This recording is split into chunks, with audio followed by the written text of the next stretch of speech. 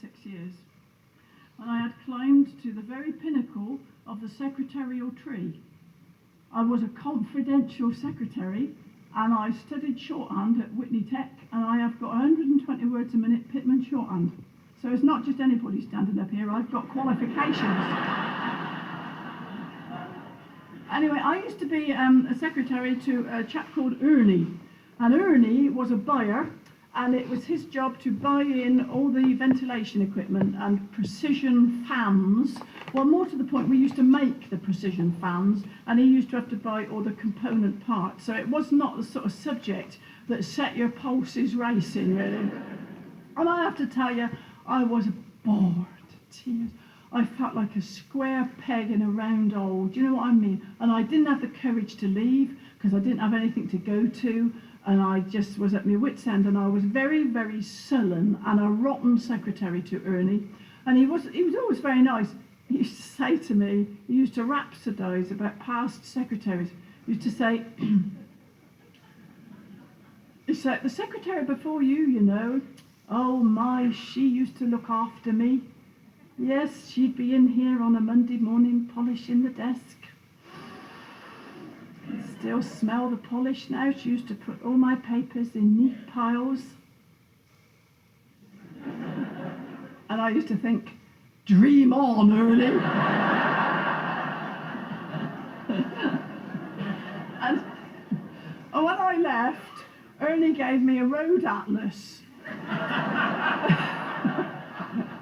He gave me a road atlas. It was a green leather, scuffed road atlas that he no longer used himself, and I always felt that as a farewell gift it sort of said it all, really.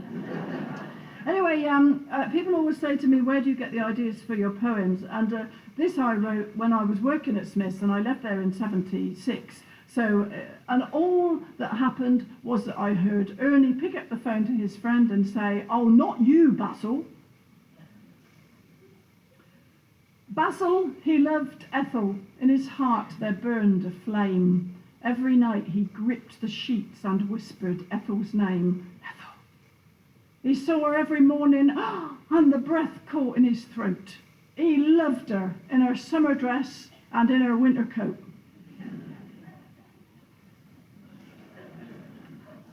Each night the wondrous Ethel, she came to him in a dream, and lay reclining in the boat he rowed them in upstream. Her hand trailed in the water, and she was a wondrous sight, saying, Basil, I can wait no more. Take me tonight.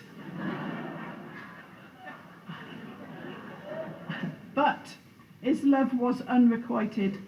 When he saw her every day, she only said, how do, and hurried past him on her way to catch the bus to work, where every day from morn to eve she gazed out of the window thinking of her true love, Steve. Now Steve, he ran a scrapyard. Once a week he'd knock the door, and Ethel, she would open it saying, I know what you've come for. Your rag and bones, she said, and here they are in this here sack. And she'd watch with heart a-flutter as he heaved them on his back. Oh, she never thought of Basil. She never knew that he was there. From morn to eve she thought of Steve, her fingers in his hair. For Steve was rugged like an oak, while Basil like a skittle. Had no physique of which to speak, his biceps they was little. But his ardour never cooled, and to himself he sadly said, if Ethel does not love me, I would just as soon be dead. I'll knock upon her door and say, I love you, and forsooth, she can either take or leave me, but at least I'll know the truth. So he knocked upon her door, and when she answered, he began, I know someone who you could make a very happy man. Ethel gripped the doorpost. Is it Steve? Oh, can it be? And Basil, looking at her, he said, no, you fool, it's me. It's me. She said, oh, not you, Basil. I thought you'd come on Steve's behalf. As though he'd see a girl like me. She laughed a tragic laugh. Ha! She said, I interrupted you. What were you going to say? And Basil said, Oh, it don't matter. And he coldly walked away. Back in his house, he primed his gun and placed it to his head. I die for Ethel, though my death'll grieve her not, he said.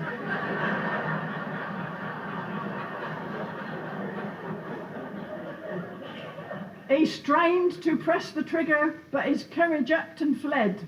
So he rushed out in the garden and he shot the cat instead.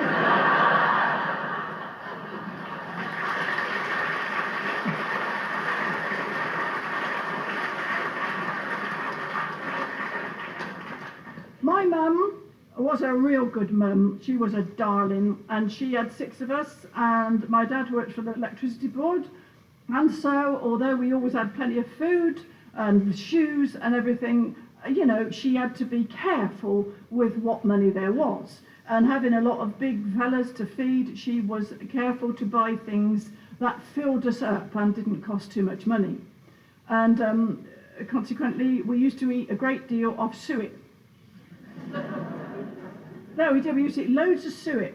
I remember going in the butcher's with my mother, and you'd kick your way up through the sawdust.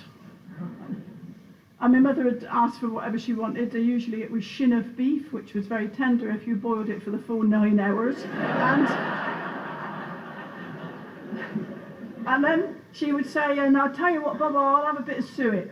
And Bob was a man of very few words. He used to say, and he'd go to the back of the shop where they were hanging up a line of carcasses for easy access for the blowflies, and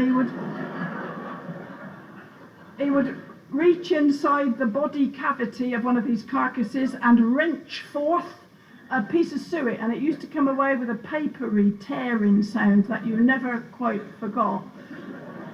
And he put it on the counter and wrap it up in a sheet of newspaper and give it to my mother, and she would bring it home and grate it up and incorporate it into all manner of dishes for us. And we also used to eat it raw. You'd eat it raw like a piece of chewing gum, straight out of the animal. We did, it's true. Anyway, my mum used to grate up the suet, and she would make all kinds of puddings, particularly for us. A favourite one was bread pudding, because in our family, nothing was ever wasted. Nothing went to waste. If it didn't go to the chickens, you know, there was some way of using it up. And Mum used to save all the pieces of bread, all the ends of loaves and crusts and bits that people had left. It all used to be saved up and steeped in a bucket of water. And she used to put a pastry board over the top so you didn't suddenly come upon it and get a shock, because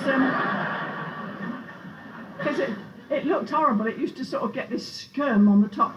Anyway, when my mum felt that it had been sufficiently steeped, she would bring the bucket into the kitchen and she would actually wring out the bread, wring out this great ball of bread, and the bread would be put on one side and the bready water would go to somebody's pig. Even that wasn't wasted.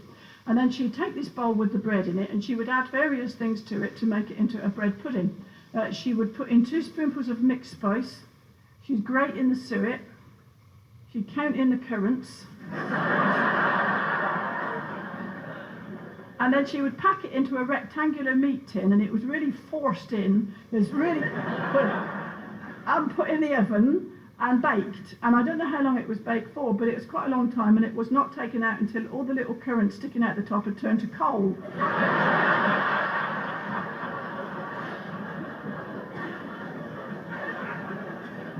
And when it was served, my mum used to bring it to the table and cut it up into these enormous cubes, and you would be served a cube of bread pudding with custard or golden syrup, and it was it had a very dense texture. Yeah, if you held it up to the light, you couldn't see any holes in it at all. And when you'd eaten it, you never had to ask yourself,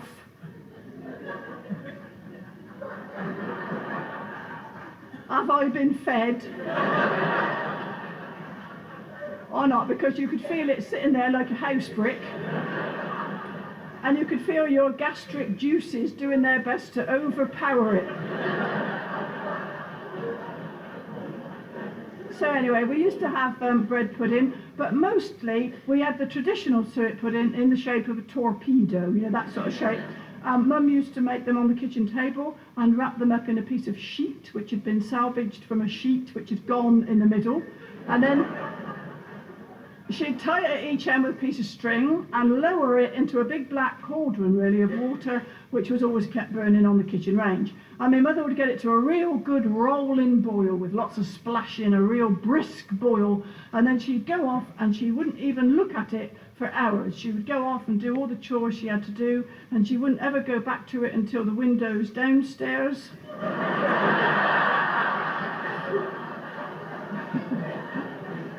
upstairs, next door, were all steamed up and pouring with condensation. And then my mother would get an oval plate and she would fish it out with a tongs or something and undo the string and roll it off onto its platter, and you could always tell when it was cooked because it used to go an attractive shiny grey colour. And it would be sliced up and named according to the filling which it contained. So that, for instance, if it had dates or currants in it, it would be a traditional spotted dick, that's right. And if it had jam, homemade jam in it, it would be a jam roly-poly. And if it had apples in it, sliced apples and sugar, that would be an apple duff. And if my mother was hard up and couldn't afford any filling at all to go in it, and it was just plain, we used to call it old lady's leg.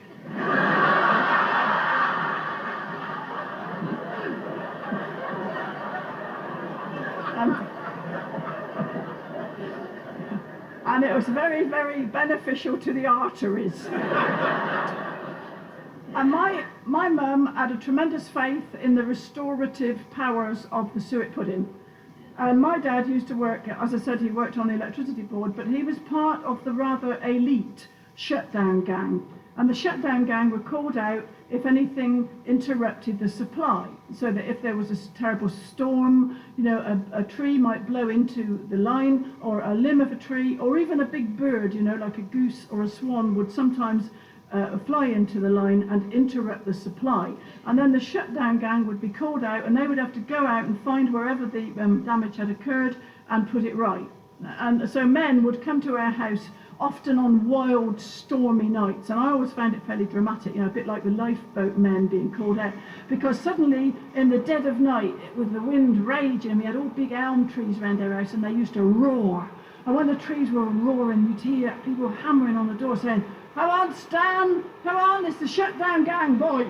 And my father would rise up, and he had an old jerkin that was left over from the army, and it had leather on the outside and blanket on the inside. He used to put it on, and there'd be a big gang of these blokes outside, and they used to climb up the poles by means of a stout leather belt, which they would buckle round the pole and round their own waist, and then they would lean back against it so it was taut, and then strapped to their legs like kind of calipers, they would have these spikes, a great spike that came out and down. So they'd lean back against the belt, you see, and then they would drive in these spikes and walk up the pole. And so my father would put all his gear on and he'd say, "I see ya," and off he would go into the night like this. And you never knew when you were going to see him. It might be 24 hours or 48 hours before he came home, but you could be sure that when he came home, he was absolutely finished. He would appear in the doorway, and sometimes if it was in the heat of summer, he would be coated with this fine film of dust from the road, and he would say, oh, I be choked." Or if it was wet, if it had been really stormy, he'd be drenched, you know, and all his overalls, his old blue overalls, would cling to his legs, and he'd stand in the same sort of stance, and he would say, "Oh, I be soaked." So you did get a certain amount of seasonal variation. My mother's response was always the same. She would always go bustling over to him. She'd say, "You come on in here, Stan. You come on in here, boy. What you need is a bowl of pudding." And she'd sit him down. And she would go off and get him a bowl of suet pudding, whatever was on the go, and she would heat it until it was murderously hot. And it would come in like a train by night with a great plume of steam going out from this. And she'd put it on the table, and my father would sort of shape up to it like a prize fighter.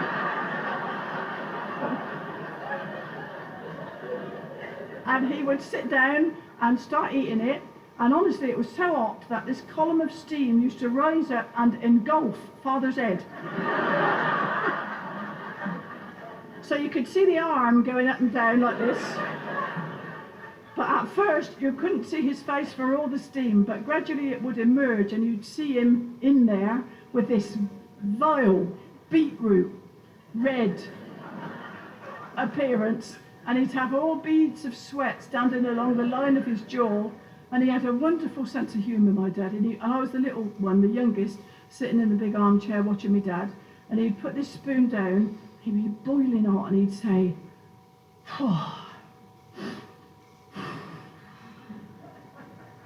I'll be glad when I've had enough."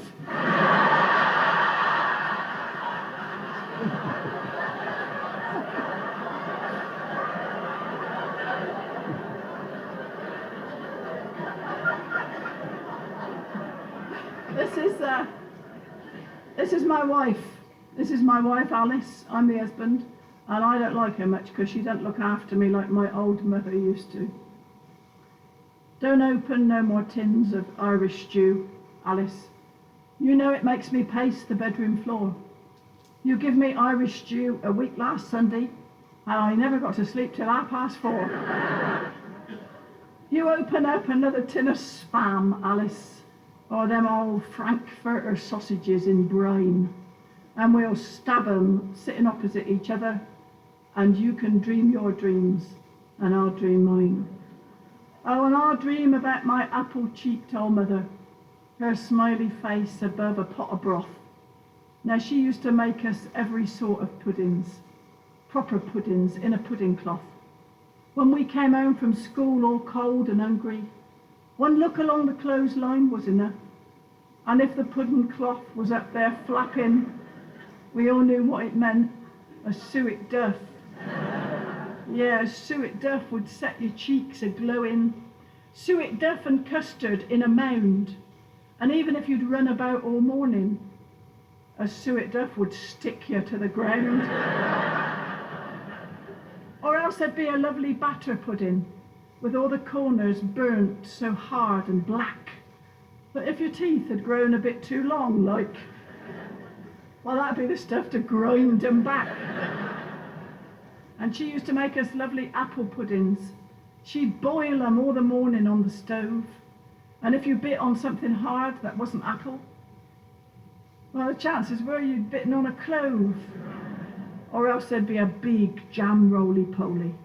We'd watch it going underneath the knife, and if you took a bite a bit too early, the red-hot jam would scar your mouth for life.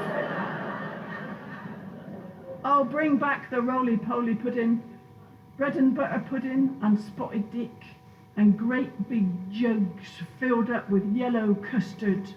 See, that's the kind of puddings I would pick. But here's the tube of artificial cream, Alice. I've cleaned the nozzle out.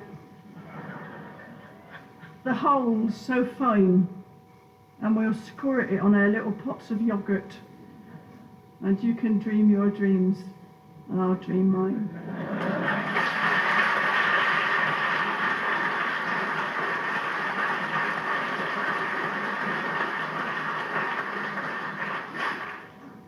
I don't know if you go to Cirencester very much, but there's a big Tesco's there on the main road.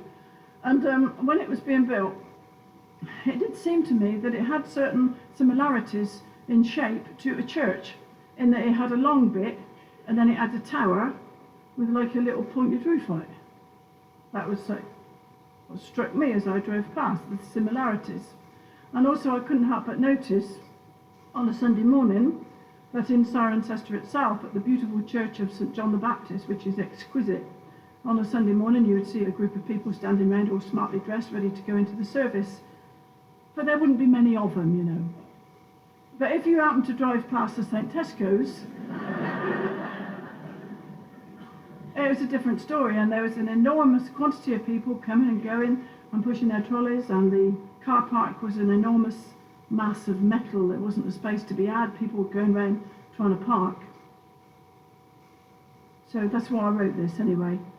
Somebody wrote to me and said they were most offended by it, but I think they sort of got the wrong end of the stick. Anyway, you see what you think. Nowadays, we worship at St. Tesco. At first, the neighbours seemed a little shocked, but then St. Tesco's doors are always open, whereas St. Cuthbert's doors are always locked. It's hard to get to know the congregation, and the vicar isn't actually ordained. They haven't got a pulpit or a steeple, but they've got enormous windows, and they're stained.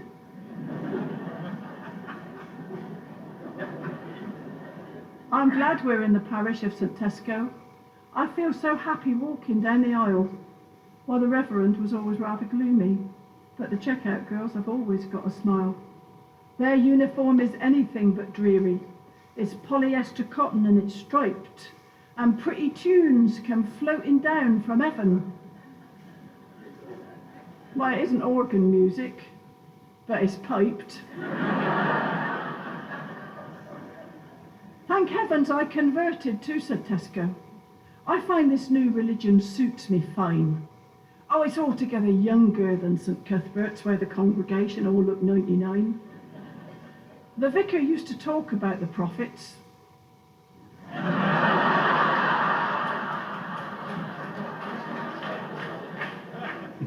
But he didn't mean the same as you or I.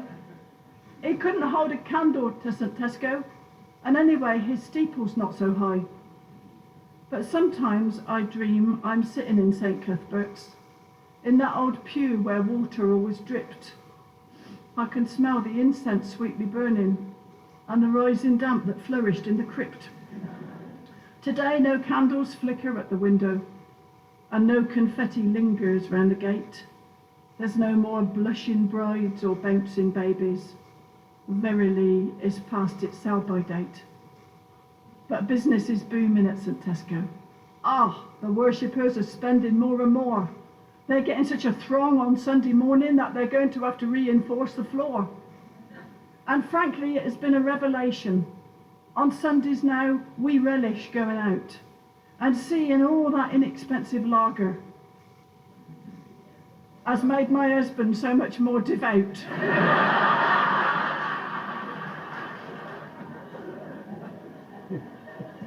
They're stripping out the timber at St. Cuthbert's. Well, it doesn't earn enough to pay its keep. They ought to take a lesson from St. Tesco and learn to pile it high and sell it cheap. There's still some ladies singing in the choir. Of the earth they will inherit if they're meek. But St. Tesco have on high the voice of angels, with all the special offers for the week. But sometimes in the busy supermarket, above the merry ringing of the till, I fancy I can hear a church bell ringing from the steeple of St. Cuthbert's on the hill.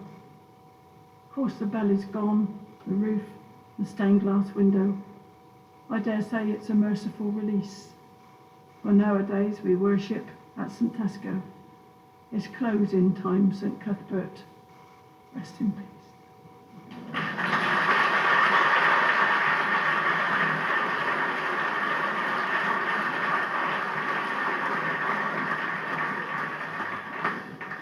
Last summer my brother-in-law went to a barbecue, and at the barbecue he was introduced to a lady he vaguely knew. He'd seen her around, but he didn't really know her. However, to his surprise, when he was introduced to her at this barbecue, she came forward and kissed him on both sides of the face, which he wasn't expecting. He went one way and she went the other,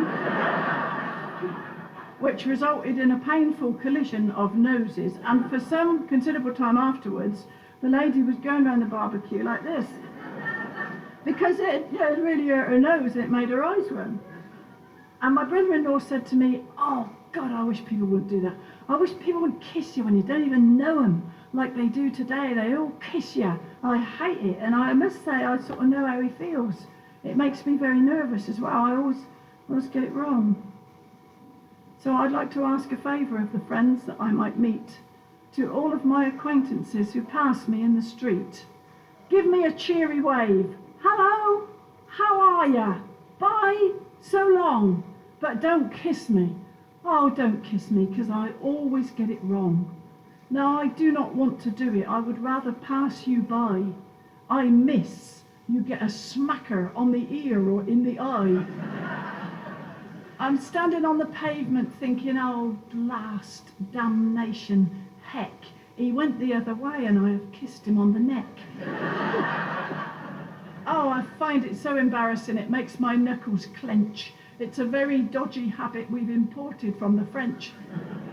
What's wrong with, oh, good morning, or a handshake if you must, a lovely smile of welcome, or all right, a smile of lust, but I do not want to kiss you. I'm sure you're very nice, but I find it so confusing. Is it once or is it twice? I am filled with apprehension and a feeling close to fright. Who leans forward first? Is it the left cheek first or right? And I feel this strange awareness as we stand around and speak, that there's a disconcerting trace of your saliva on my cheek. So don't kiss me. No, don't kiss me. Say enchanté, ciao, good health. But I'm telling you, don't kiss me. Keep your choppers to yourself. No, don't kiss me, I implore you, for I cannot stand the strain. I seldom kiss me husband, and you don't hear him complain. So, au revoir, auf Wiedersehen. Just tell me that you'll miss me. But please, if we should meet again, don't pucker up. Don't kiss me.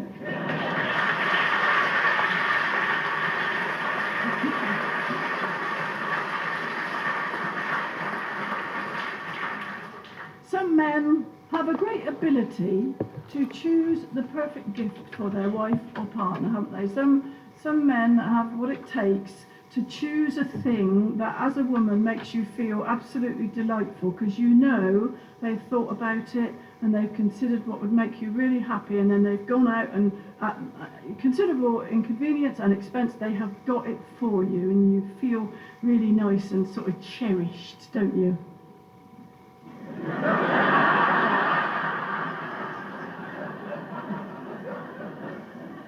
One Valentine's Day, my husband got me a step ladder.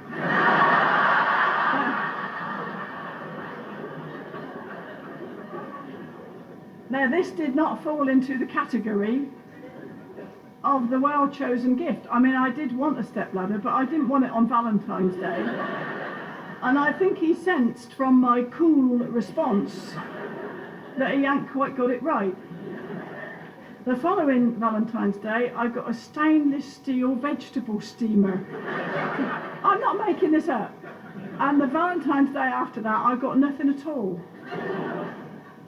So in my indignation and affront, I wrote this: won't someone send me a Valentine to make my husband jealous? Something big and gaudy, altogether overzealous. And write upon it, Pam, my heart stands still as you walk past. And when my husband sees it, he might notice me at last. I'll go on, write me something torrid, like, I'm burning with desire. Meet me in Mustique before me underclothes catch fire.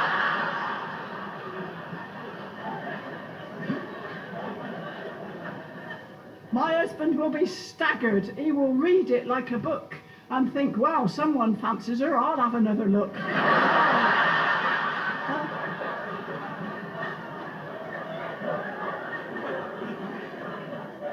Oh, come on. Write me something saucy so my husband will be miffed, like, you won't need your pajamas, if you kind of get my drift. I'll leave it on the mantelpiece, and when he rushes through, he'll read it, and then next year he might think to send one too.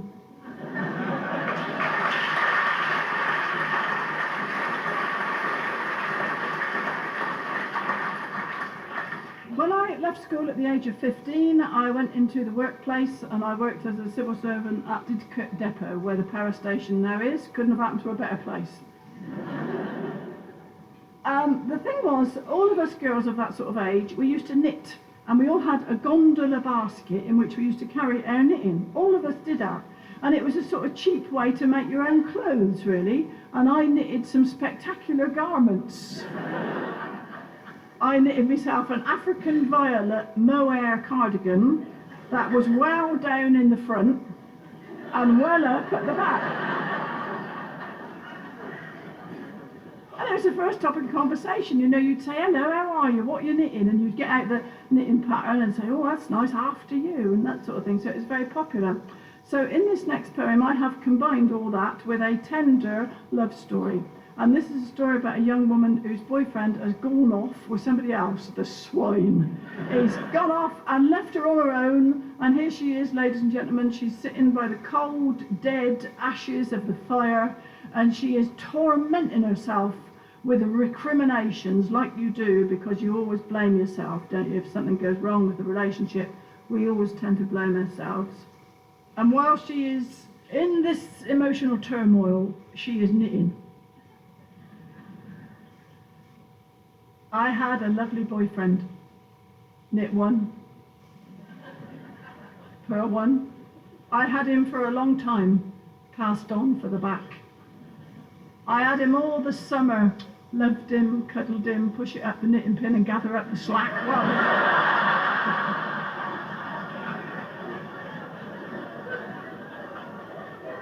Well, he knew how much I loved him. Knit one, purl one. I made him 7 jerseys. I never did him any wrong, and he told me that he loved me. Knit one, purl one. He told me that he loved me, but he never stopped for long. And he never said he'd left me. Knit one, purl one. He never even told me. No, I found out on my own. I was going down the chip shop. Knit one, purl one. And he comes out the pictures with that hateful Mary Stone. Oh, I didn't know what hit me. Knit one, purl one. After I'd looked after him, oh, it wasn't very nice. And they went off down the high street laughing and giggling and left me on the corner with me chips as cold as ice. Well, it isn't that I miss him. Knit one, purl one. I never even think of him. Good riddance. Ta-ah. I'm very independent. Snap one. Tie one. I've never been so cheerful. Ha ha. Ah. Now I hear they're getting married. Knit one. Drop 9. Wow. I wish him every happiness. It's lovely staying in. Well, I don't need romancing, cuddling, dancing, bundle up the knitting bag and fling it in the bin.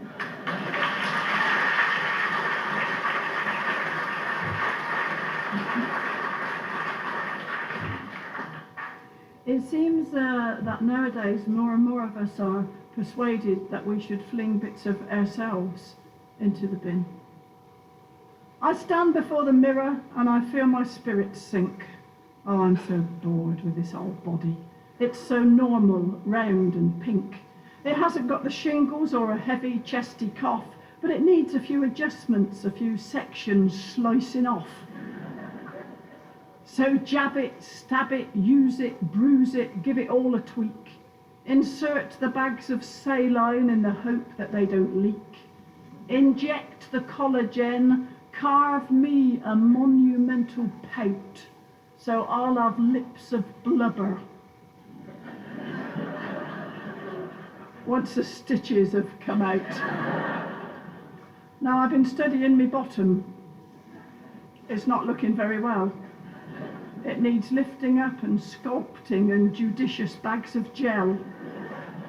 So as I walk down the high street and you view me from the back, I'll be mischievous and bouncy like 2 ferrets in a sack.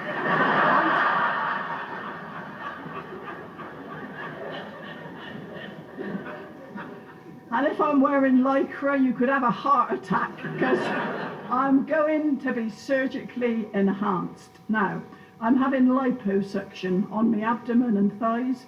I'm hoping to reduce myself to 1/4 of the size. They use a kind of vacuum cleaner needle, don't you know? They stick it in your midriff and they drive it to and fro, and there's your problem in the bucket down below.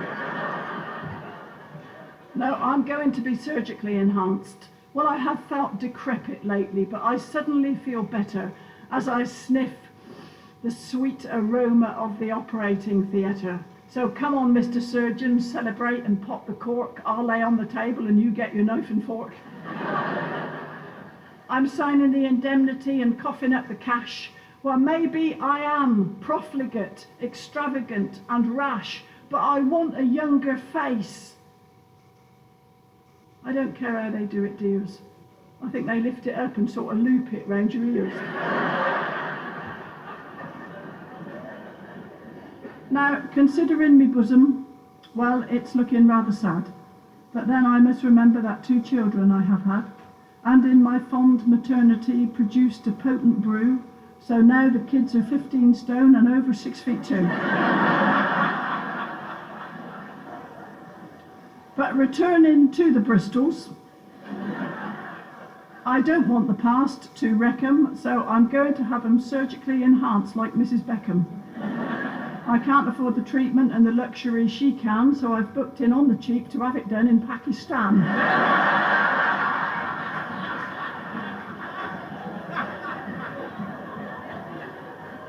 My husband can regard himself a very lucky man that I'm going to be surgically enhanced. I used to be a 32, but now I'm 44. We have to lubricate the frame to get him through the door. But I stand before the mirror and I could not ask for more than to go and be surgically enhanced.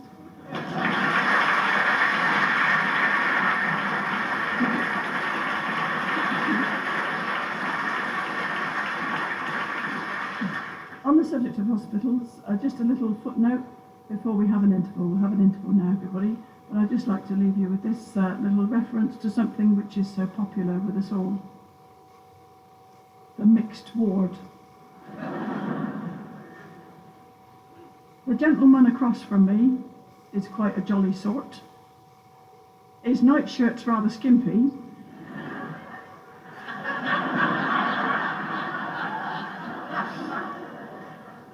And his legs are rather short. He flings one to the left-hand side, the other to the right. Last time I saw a sight like that was on my wedding night.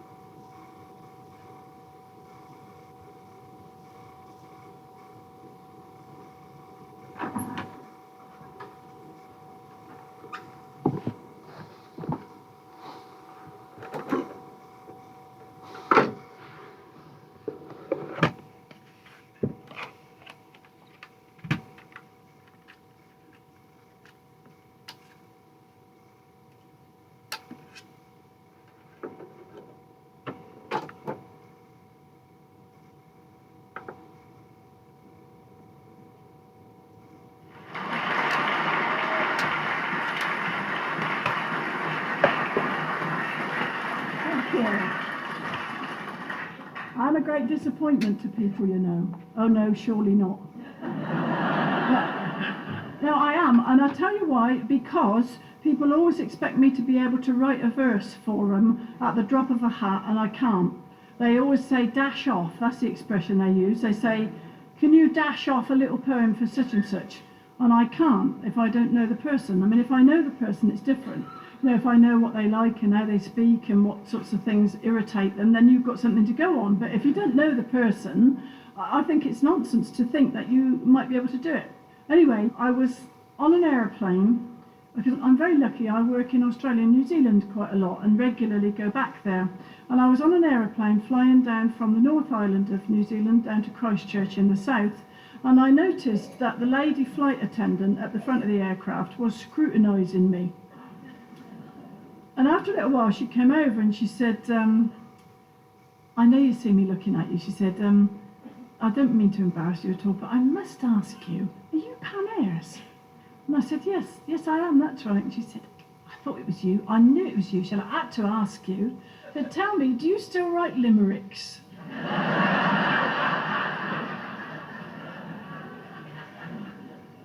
She said, isn't that what you used to do? So I said, yes, that's right, that's what I used to do. But in my heart, I thought, yes, and I'm still at it, sunshine, and I'm better than I ever was.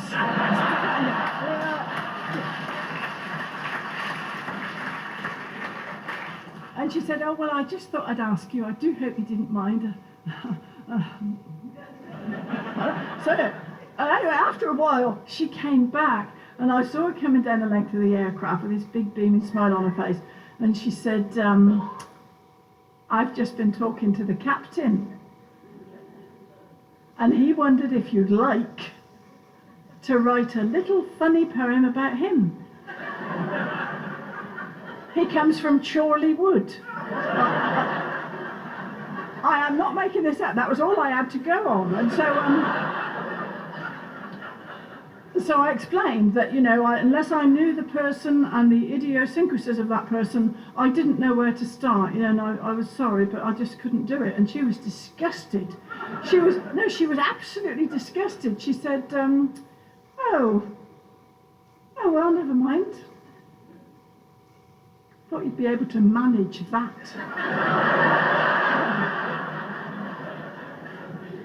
It's quite a long journey down to Christchurch, and I turned it over in my mind, and I did come up with a little four-liner, but I didn't tell them.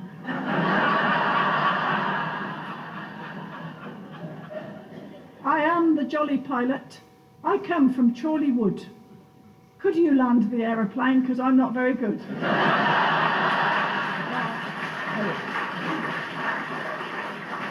Anyway, near Christchurch, in New Zealand, there is a little town called Akaroa, and on the shore, by the jetty that sticks out into the sea, there is a cannon. It's a ship's cannon, it's a proper one, which was sent out from our Admiralty at the turn of the century for the New Zealand International Exhibition. And the reason they received a cannon to put on display was because it was a cannon of the type which would have been on the ship called HMS Britomart, which annexed that part of New Zealand to the British Crown. So that's the significance of it, you see. That's why there's a cannon on the shore. But we've got two little boys, and every time we went to Akaroa, they couldn't wait to get round to the cannon, because it was a real big gun, the real thing, and there's no fence around it. You can get at it, and you can fire it, well, you pretend, and you know, really play with it. And I could never get them off it, this cannon. And we went regularly all the time. They were growing up. Anyway, the last time I was there, the last time I went to Akaroa, which was a couple of years ago, I went straight to the cannon, because we always had. And when I got there, I had this horrible feeling, because I didn't have the kids. The kids had grown up and gone. There's nobody to appreciate the cannon at all. It was just me, an old tourist with her memories, and I didn't like it. It gave me a horrible feeling that that part of my life had gone and was never coming back, and it had been a real good part. See the town of Akaroa in a wide volcanic bay, where from Christchurch in New Zealand people drive out for the day to eat at wooden cafes with their stripped and sanded floor, and close beside the jetty there's a cannon on the shore. A cannon set by city fathers some forgotten day, squats upon the grass and faces out across the bay. An interesting artifact, a piece of history, but the Akaroa cannon is significant to me. For I came here many years ago, I had 2 little sons, and they were most attracted to all weaponry and guns. They fell upon the cannon with excitement and delight, and imaginary cannonballs went flying through the night. Then I was their needed mother, in the role I loved the best, and the fullness of fulfillment rose and sparkled in my chest. I put my arms around them in their innocence and youth, and to keep them safe from harm, I would have died, and that's the truth. Well, now I'm back in Akaroa, and my little birds have flown. They're swimming in the cut and thrust, surviving on their own, at work in weary cities with a mortgage and a boss, and I'm standing by the cannon, and my heart is pierced with loss. Now the wind across the ocean is more cutting, cold and chill. Just a string of muffled tourists straggle on the boardwalk still. But my sons are on the barrel, lit up, laughing all the day, of the Akaroa cannon as I turn and walk away.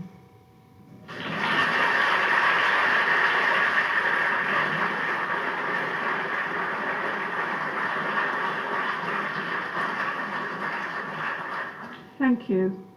One day I was on a ferry boat, and I'll tell you what it was the Isle of Man Steam Packet Company, and I was going across to the Isle of Man because I was doing a show in the Gaiety Theatre in Douglas. And the Isle of Man Steam Packet Company, I think is the most delicious name for a shipping company. They ran a very genteel ship, and what they used to do was to offer a ladies' lounge where you could go and get away from all the uncouth men doing what uncouth men do, and you could sit and be perfectly refined in the ladies' lounge. And on this occasion I was in the ladies' lounge. It was night time, I think, and it was quite cosy in there with grey couches. There's only me and another lady in there, and she was a young woman, and she was horrifically seasick. This poor woman was prostrate on one of the couches, and her skin had gone that awful translucent greeny white colour, and she was terribly ill, and I felt so sorry for her. She looked ashen, and to make things worse, she had with her a little boy, a lively little toddler. You know, it was full of beans, and who kept coming up and saying, you know, all of the things to her that she didn't want to hear. And now, you know, now I've got kids of my own, I would say, oh, I'll look after him, I'll read him a story, or you try and help. But then I didn't have any children, and I just looked on like a duffer. And every now and then this poor woman would prop herself up on the elbow and say, oh, don't start, in this voice that plumbed the depths of misery. Oh, don't start. And so over and over again on this journey across to the Isle of Man, I heard her saying, oh, don't start. And it just stayed in my mind. And when I had children of my own, I found that I kept saying it to them, and I heard other people saying it as well. So this is a very old piece. It's called Don't Start. There's a surprise. I'm going to visit my mum, and I've got my little toddler with me. He's about 2 years old. He's called Richard. We're on a visit. Hello, Mum. We're here. What awful traffic round the place. Richard, in you come. Don't push the door in Grandma's face. Making sure we've brought it all, that's been the hardest part. Richard, don't do that. Get down. Come here. Sit still. Don't start.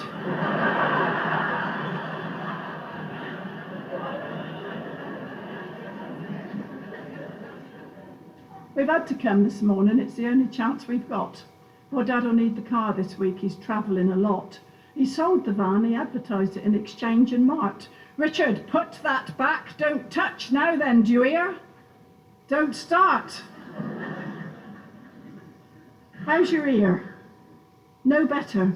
Well, have it syringed, Mum. Go today. I had mine syringed in April. I fell over all that day. We didn't have the dog put down, we didn't have the heart. Don't you put that in your mouth, I'm warning you, don't start. You said you'd be a good boy, but I haven't seen it yet. Now look what Granny's given you, a little dartboard set.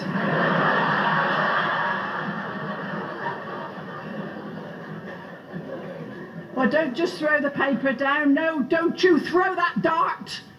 What a good thing Granny ducked.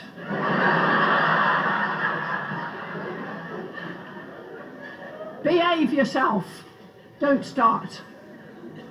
What? Is that the time? 11:30. What a shock.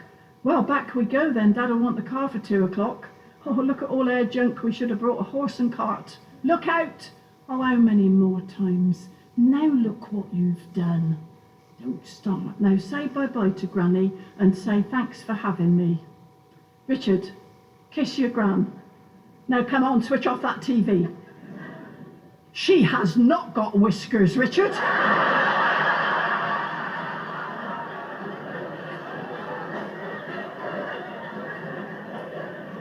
And don't you be so smart. You thank her for a lovely time. That's it. Bye, Mum. And don't start.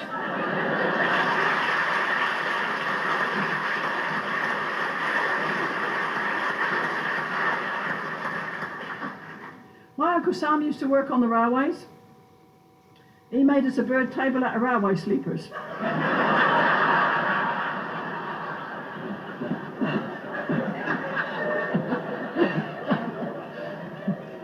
And it was sturdy.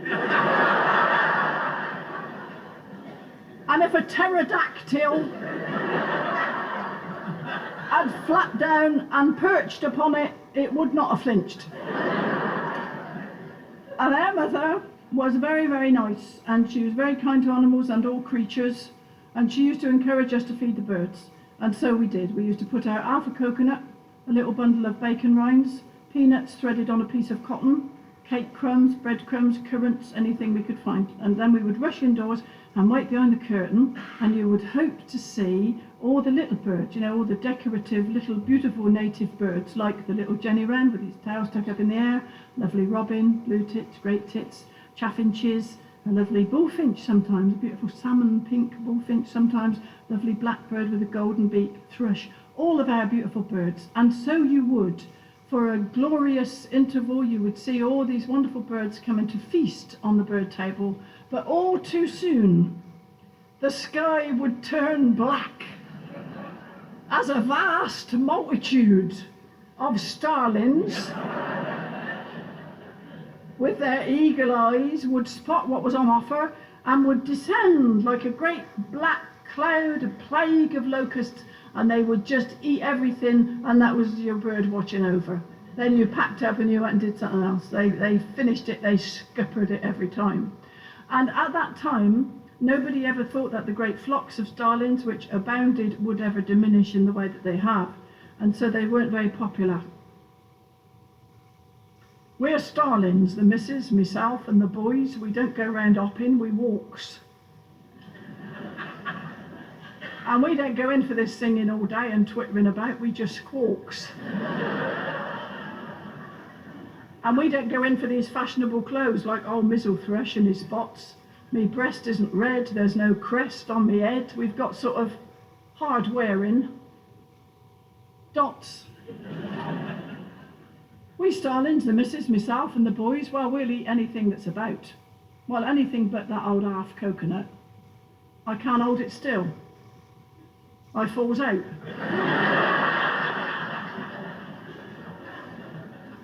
What we'd rather do is wait here for you to put out some bread for the tits. And then when we're certain you're there by the curtain, we flocks down and tears it to bits. But we starlings, the missus, myself and the boys, we reckon that we're being got at. You think for 2 minutes, them finches and linnets, you never see them being shot at. So the next time you comes out to sprinkle the crumbs out and there's starlings there making a noise, don't you be so quick to heave half a brick. It's the missus, myself and the boys.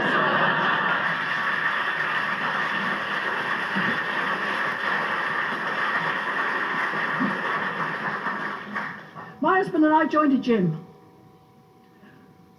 We joined it in the January. We left it in the February. I hated it. I hated it and detested it. I should have walked in, weighed it up, turned round and walked out. It would have saved time. Because as it was, I struggled on for a little while and then I gave it because there was nothing about it I liked. Even when we walked in, you know, you had to go and be sort of assessed and then they would show you around the gym, and I was shown the place.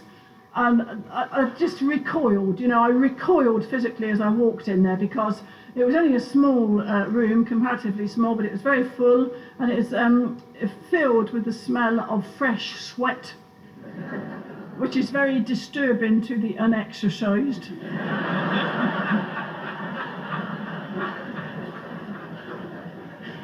And all around the walls, people were strapped into pieces of equipment. And they were all wearing a kind of uniform of grey marl, and it all had a big stripe of sweat down the front and a big stripe of sweat down the middle of the back. And they were all puffing and gasping and grunting, these people on these machines. And I didn't know where to look. I found it a horribly embarrassing and a ghastly environment. But now I know why it is, you know. I know why people grunt and gasp like they do. It's all to do with the breathing, isn't it?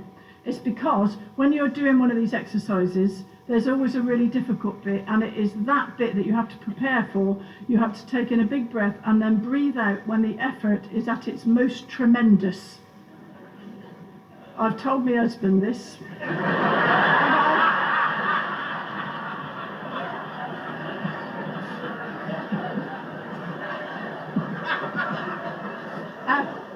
No, seriously, I'll give you an example.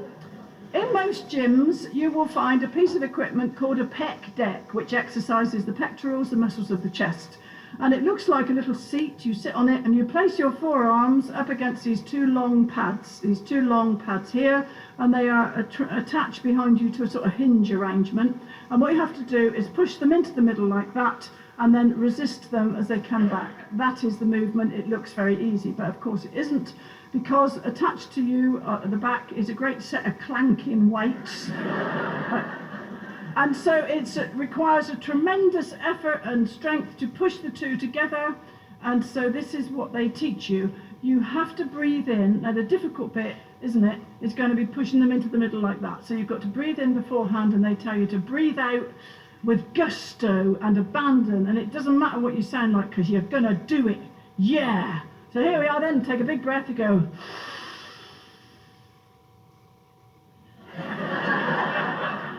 Oh. And now you have to resist them as they come back, otherwise your hands clap around the back of your head, which you don't want.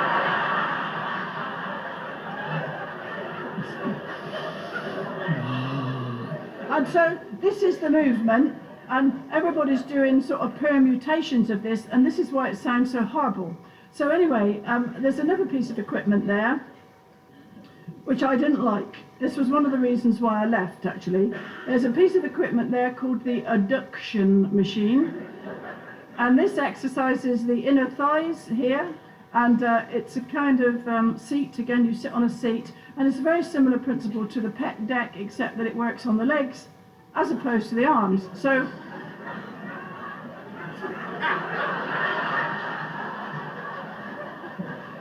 you sit on the seat, you've got two little pads in between your knees, and there's no discreet or modest way to tell you what it does. It opens up and wrenches your legs apart. Which is a terrible shock if you wasn't expecting it.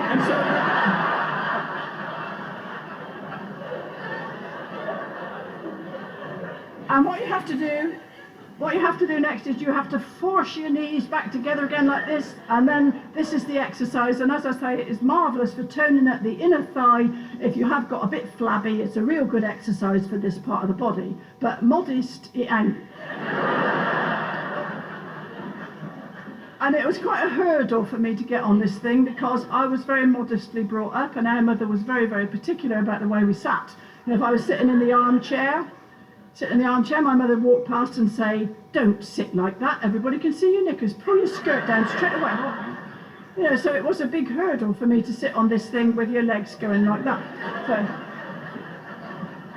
but the other thing, the thing that was so horrible was that there was a man there that I couldn't stand. A man called Spike. Oh, no, it was awful. He's what my dad would have called a little cock bantam of a man. You know what I mean? He used to strut around and be so full of himself, and he was all oiled, and he had all the six-pack and everything, and wanted to make sure you saw it. You know what I mean? You know the type. Now, I have got no illusions about my own desirability, but it could not have been a coincidence that every time I'm sitting on this machine, with my legs going like this, this bloke appears opposite me on the treadmill. Right? So there was no way it was a coincidence, because every time I got on this machine, so he appeared on the other side going like that. And I hated him. I just couldn't stand the man. And one day he walked over to me, and do you know what he said? He said, "What's good in bed and winks?"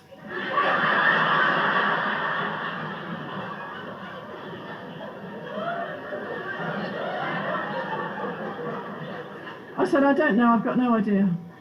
And then he winked.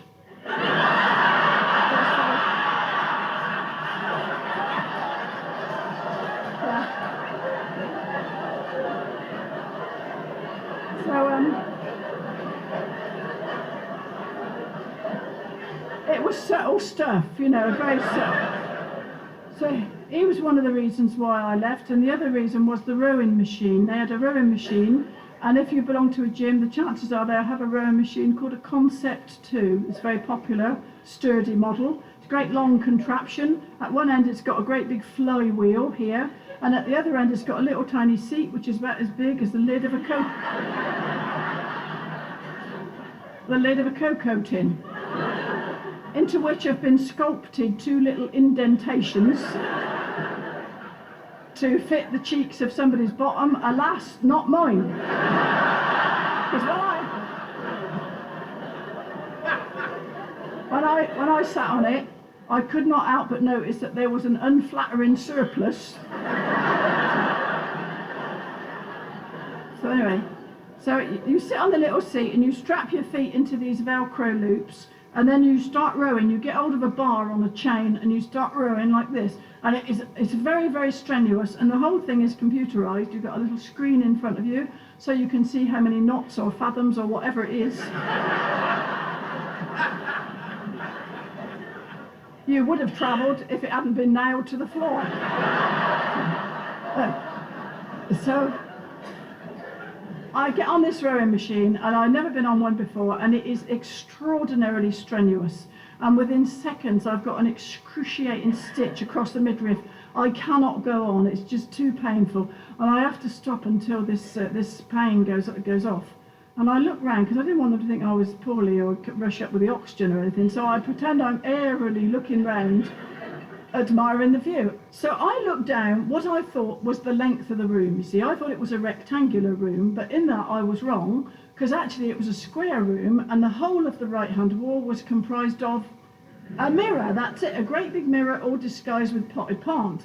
So I'm sitting on the rowing machine, and I looked down what I think is the length of the room, and I honestly thought,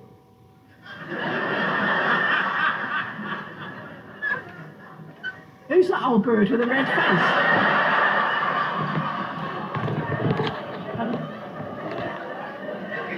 And it was such a shock when I suddenly realised that it was me, and I looked such a complete nincompoop. My face was scarlet, and my hair was all hanging in sweaty ropes, and I bought an old pink cheap tracksuit which I had on, and everybody else had spent £10,000. They had one of these, the crop top, the shorts, the thong, some of these, all that. And I just remember looking at myself and thinking, what are you doing here?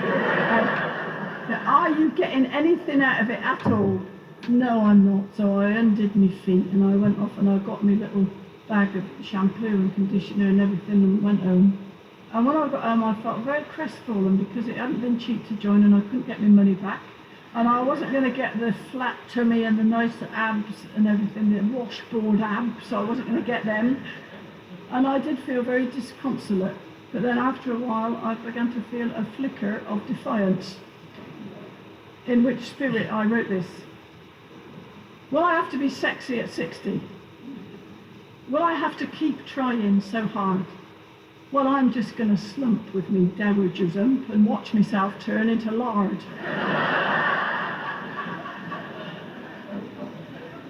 I'm not going to keep exercising, and I'm not going to take HRT. And if a toy boy inquires, I'll say, ha, hard luck, Squire. Where were you in 73?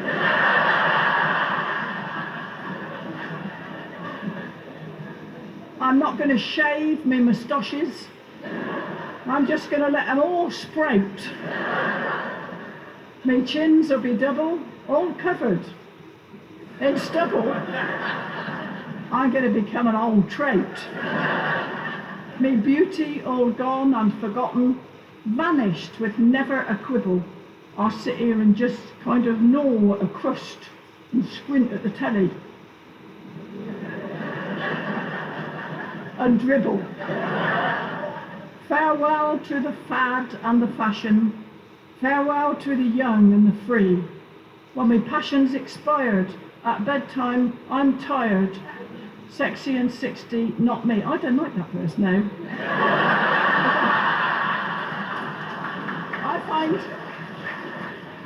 I find that verse very, very insulting and depressing, and so I've rewritten it.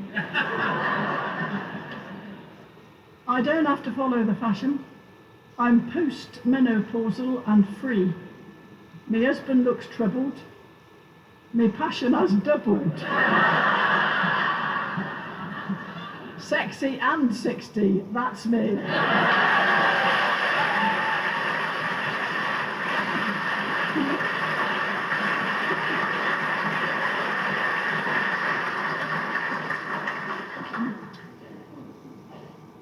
I'm the dolly on the dust cart.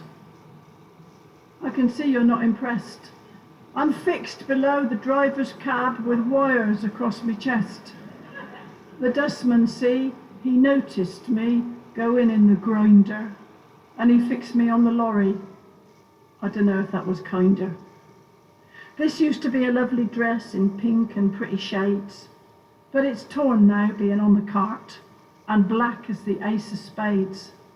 There's dirt all round me face and all across me rosy cheeks. Well, I've had my head thrown back, but we ain't had no rain for weeks. I used to be a mama doll.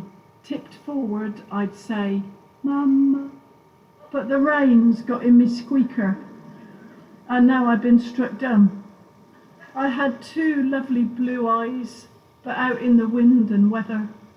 One sunk back in me head like, and one's gone altogether.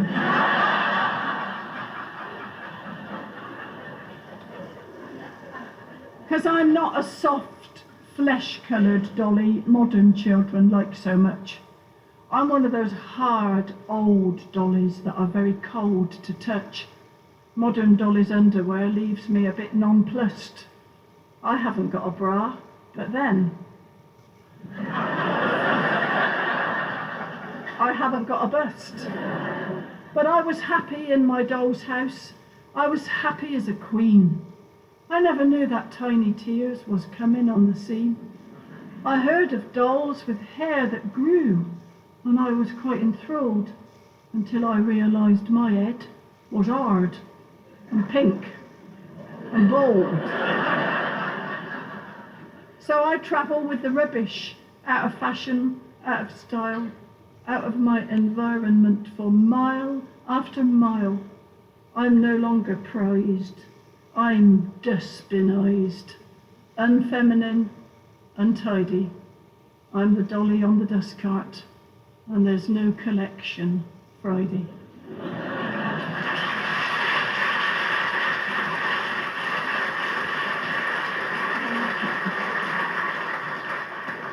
I have to wear glasses now. I didn't think I was going to be like everybody else, but I am. And I'm very grateful to the opticians for giving me a means of reading, of course, but I can't feel any affection for my glasses because I can never find the damn things. And I waste such a criminal amount of time traipsing around the house trying to find them. Did I leave them by the telly, leave them by the sink, leave them by the bed? I go round and round. And my family are not a bit helpful. You know, they don't say, where might you have had them last, Mum? They say, oh, God almighty, you haven't washed your glasses again. Oh, not again. I don't know why you don't hang them round your neck. Well, I could if I wanted to. I've got one of them chains whereby you can hang them around your neck, but I don't like it. I feel matronly in it. And when you lean forward, they swing out like this. The glasses. And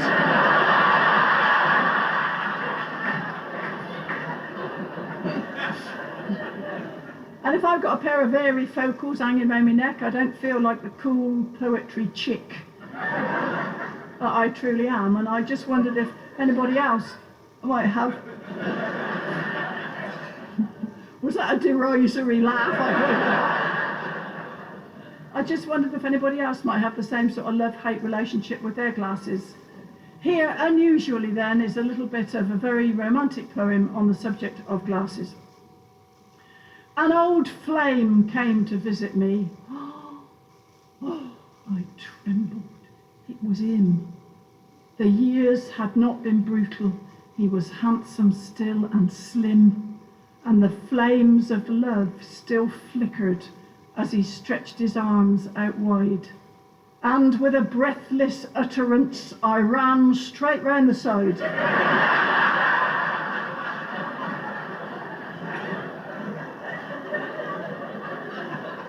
But if I'd only had me glasses, I'd be there. If I'd remembered where I'd put a pair, I could be gazing at him now. Well, squinting at him anyhow. If I'd just had my glasses, I'd be there. That's all I've done of that so far.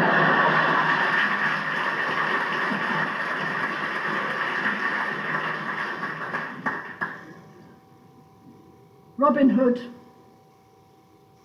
lay on his deathbed in a little shack in the leafy centre of Sherwood Forest.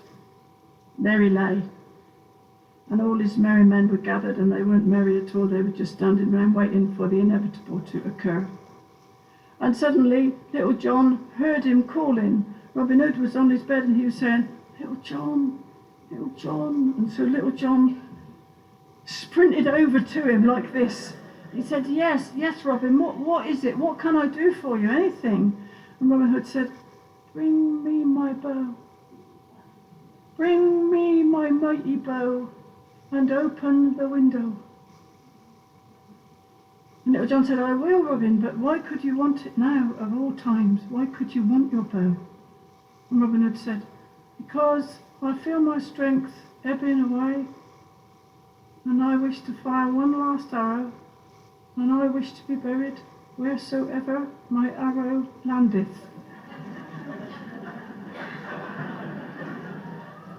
So Little John, choking back his emotions, he went over and he gathered up the great bow and he placed it in Robin Hood's gnarled hands. And Robin Hood felt the familiar indentations on the wood, and he savoured the moment for one last final time, and then he summoned all his strength. He drew back the arrow like this, he drew it back, fired, and fell back upon the snowy pillows. And so it was, in the morning, they buried him on top of the wardrobe.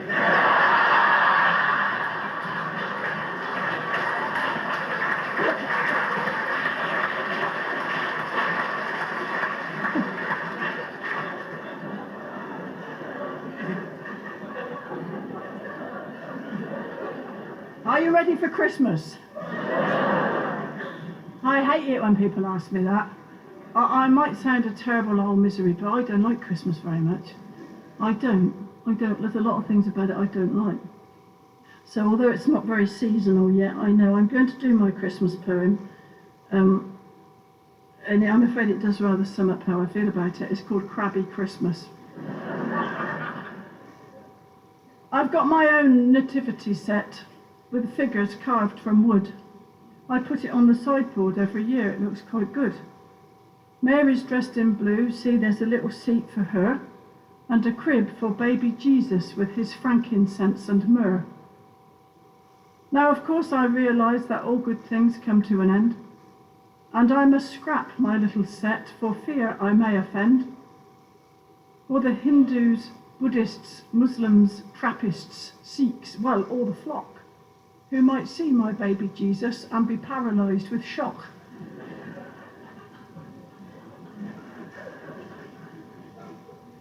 Forget the Christmas dinner, for my appetite is small, for a poor old shut-up turkey which has had no life at all. They are created creatures, though their plight we cannot see, and though they may be cheap, they don't look beautiful to me. Hear the rasping of the tinsel and the rattle of the cash. The streets are full of shoppers and the shops are full of trash. Christmas is a-comin', tally-ho and toodaloo. There's a Santa on the chimney and his leg is down the flue.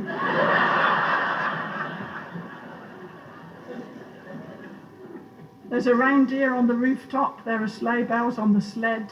It is flickering and flashing, it is going white and red. The silent starry night is by illumination rent. I know God said, I am the light. But is this what he meant? See my neighbour's house, there's an electric Yuletide log, a robin and a snowman and a Kermit the Frog. The local power station is standing all aglow, and it's heading for a meltdown like Chernobyl long ago. Well, I am going down the garden. I am going down the shed. If anybody wants me, you can tell them I have fled. I might emerge on Boxing Day when common sense prevails, and I'll buy you all a present, they'll be cheaper in the sales.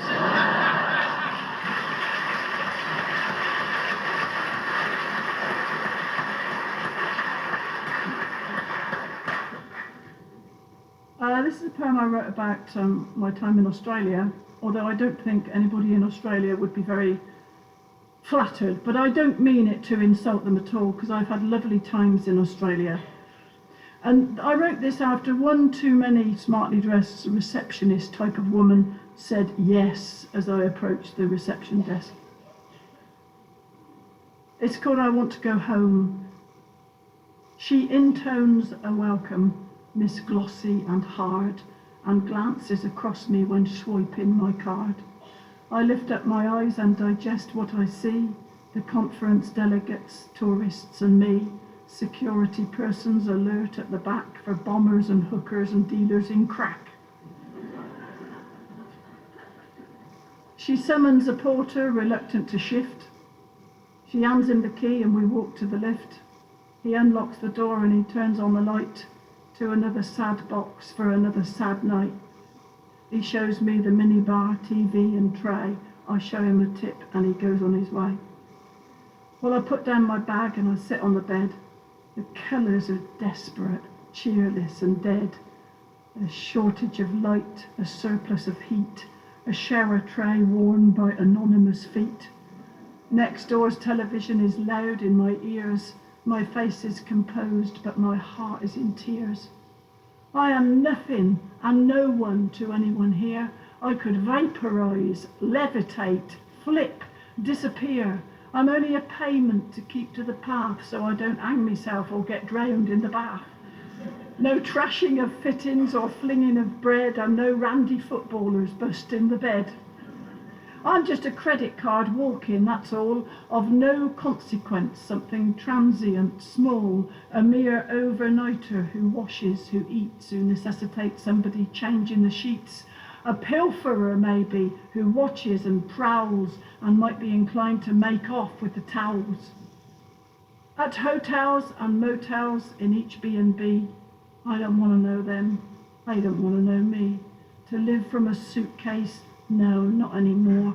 with its lid open back and its guts on the floor, where I hear in my heart like a sad metronome, I don't want to be here, I want to go home. Home, that collection so pitifully small, with hardly a second-hand value at all. What price this old sofa, this table, this stool, this masterpiece drawn by an infant at school, small treasures on shelving untidily shoved from places I went to with people I loved. Home, where the clutter is chosen by me, a log on the fire, a dog on the settee, where they know all about me, the good and the bad. There's nothing to hide and nothing to add. I am dying to be there, and in little doubt that it's time to pack up and it's time to check out.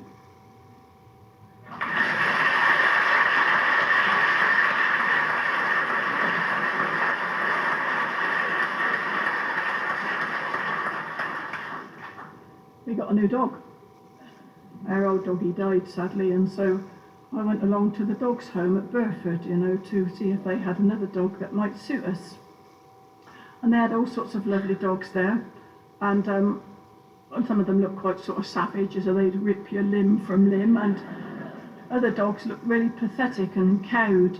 And I walked all round, and I came to this lovely dog with sort of black and white spots and great long ears, very, very tall and leggy. And I looked at her and she looked at me, and I thought, she looks interesting. And there was a blue and white cordon round her cage, upon which had been written in black felt tip pen, "Do not approach this dog may have ringworm." So I went into the office and I said to the man, I quite like the look of that mongrel, that black and white mongrel that might have ringworm. And he said, "Oh no dear," he said, "no, it's not a mongrel." He said, it's a large Munsterlander, which I had never heard of. But it's a German gun dog that was developed in and around the city of Munster in Germany. And I said, "Oh, well, what's her name?" He said, "Her name is Ella." So I don't like that name much really for a dog. If I had her, do you think I could call her something else? He said, "Oh yes dear, you can call her anything you like, but she won't know who you're talking to."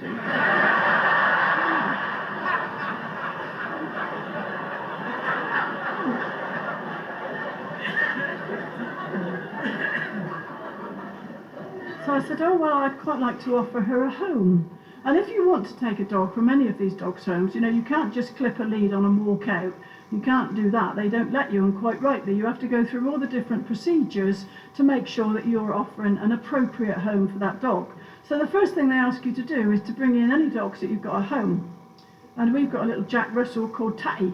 So with some trepidation, I went and got her. She walked in saying, "The bigger they come, the harder they fall."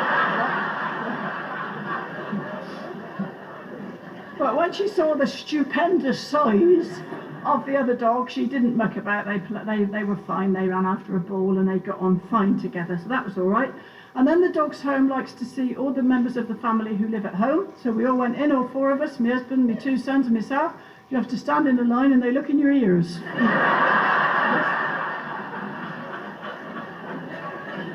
No, they don't really. I made that up. They don't really.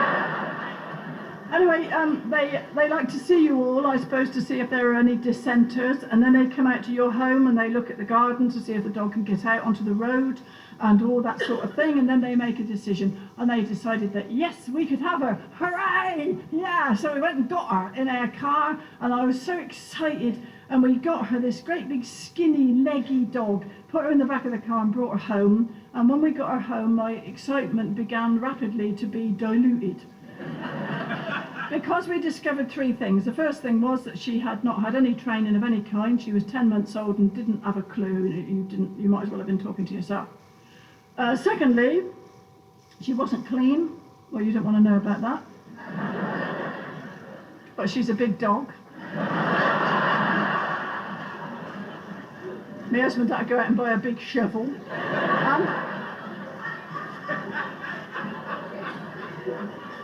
And thirdly, she stole food. And I had never had a dog that didn't differentiate between food put on the floor for her and food put up on the worktop for us. But she was terrible. She'd just take anything. And one day I made a lovely cake beautiful cake. I had a lot of friends come in, so I made this Victoria sandwich with lovely fluted edges, and I put my own blackcurrant jam in it and a thick layer of double cream, and the cream all dribbled down over the jam and it looked voluptuous.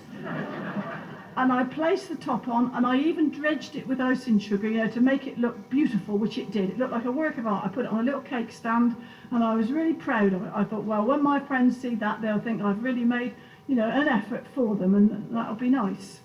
Anyway, I went upstairs to get the washing. When I came down, you know what I'm going to say, when I came down, I honestly thought I was seeing things, because my beautiful cake, it was a scene of desecration. My beautiful cake had just been rudely dashed down onto the floor of the kitchen. It had rolled in all directions, great chunks of cake and crumbs, and in the epicentre was a great circle of cream and jam, all skidded all over the place with these big paw prints through it like this.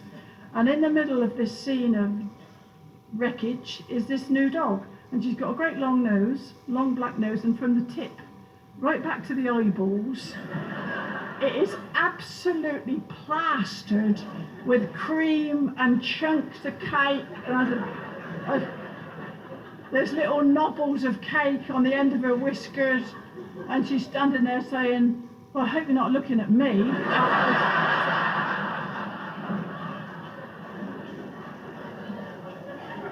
I don't eat cake.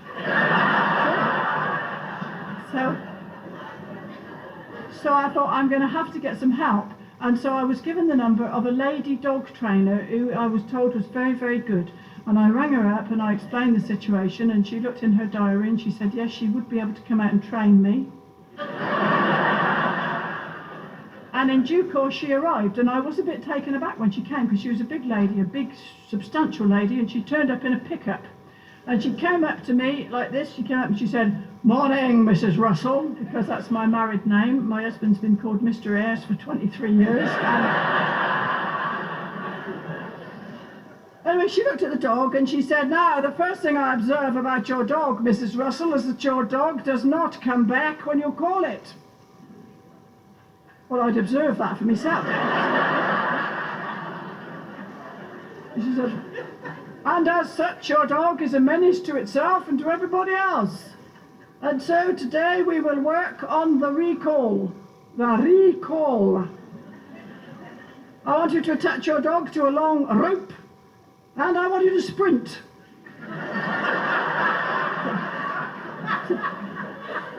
I want you to sprint across the field in the direction of the oak tree, blowing your whistle, calling your dog's name enthusiastically. And when you reach the oak tree, I want you to bob down and proffer the titbit.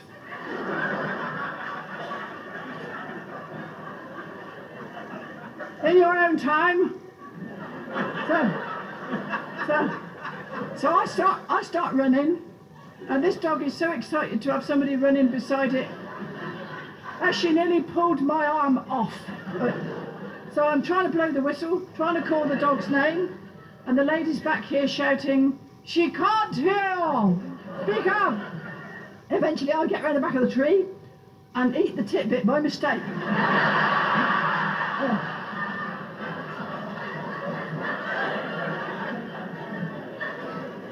It was terrible. I didn't know if I was on foot or horseback. Anyway, and the lady came for about 10 days. She came every day for about 10 days, and then I was left on my own to try and put into practice that which I had been shown. And so the first day I was left on my own with the dog turned out to be an absolutely awful day, because, well, the day was all right, but in the evening, last thing, my husband took the dog outside late at night for a wee, for the dog.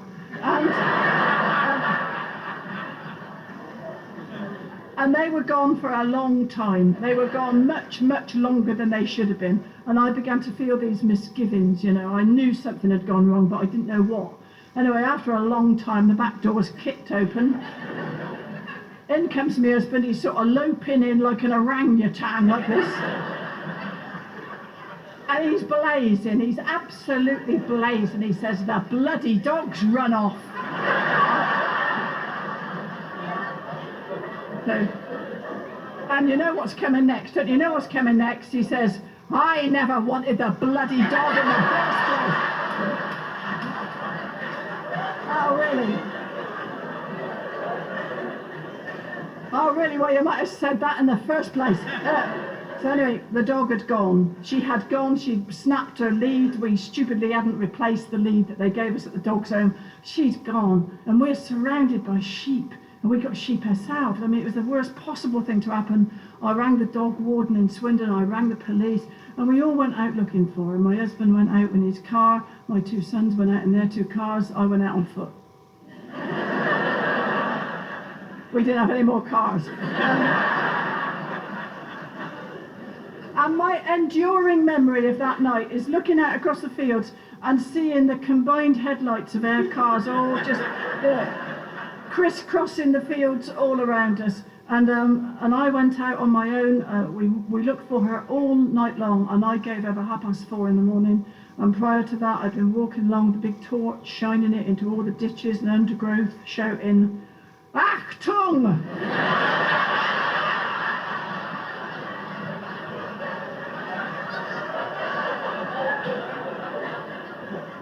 Where are you, you great bratwurst? Come on!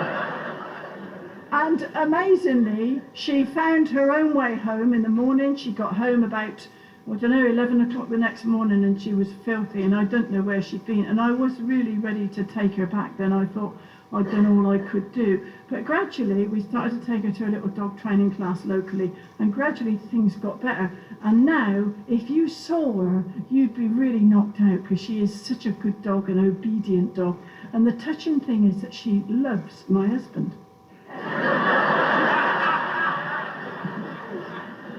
She didn't hear what he said about her that night.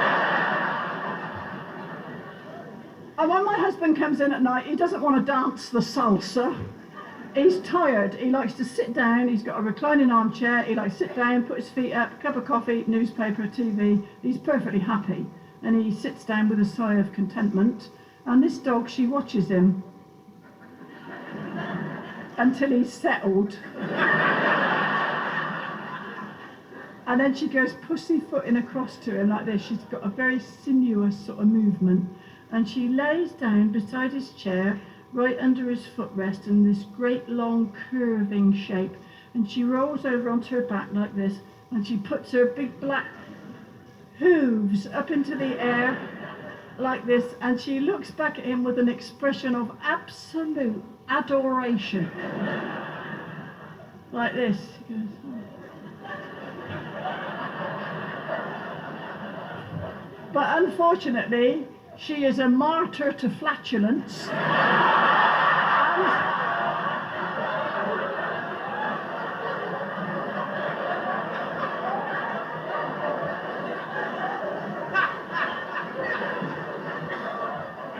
And this can rather spoil the effect.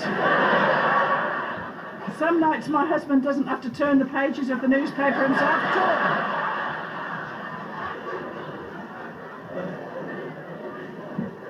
But don't let me put you off getting a dog from a dog's home, because she was a lot of work, but she is well worth it. She's a lovely dog, and to my great credit, I've still got 2 dogs and 1 husband under the same roof.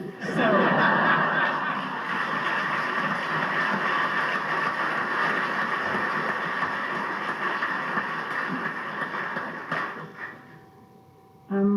I'm just going to leave you with a little romantic piece as you go off into the night.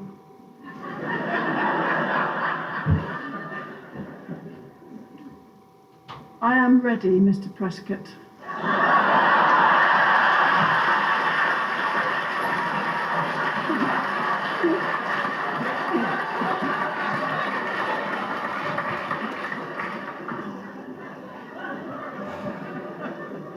You can take me in your arms. All these years I've waited to experience your charms. So fling aside those trousers. I hope they're quick release, for all that hanky-panky's made you clinically obese. I like a man of substance, Oh, I like a man of size, especially when I'm measuring the bags beneath his eyes.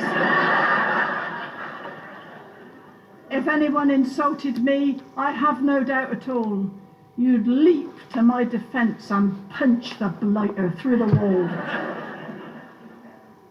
Oh, I like you, Mr. Prescott. A constant watch I keep, to see you on TV sat next to Tony, fast asleep.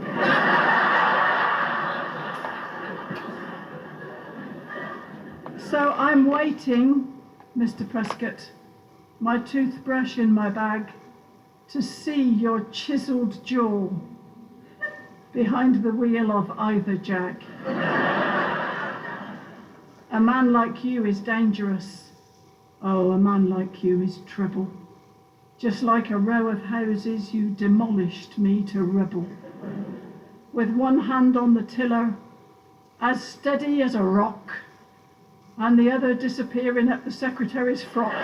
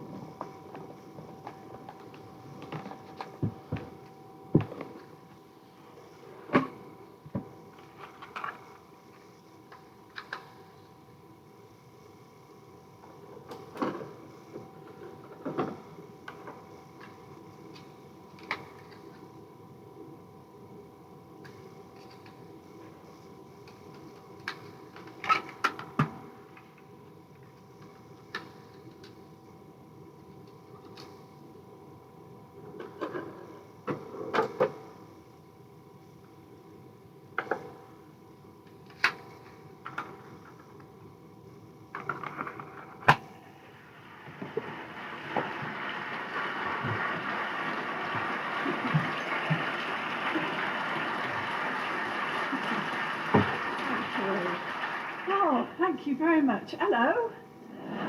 How are you? Oh, good. Well, it's very, very nice to be back here in the Everyman, and thank you very much for coming along to spend your evening with me.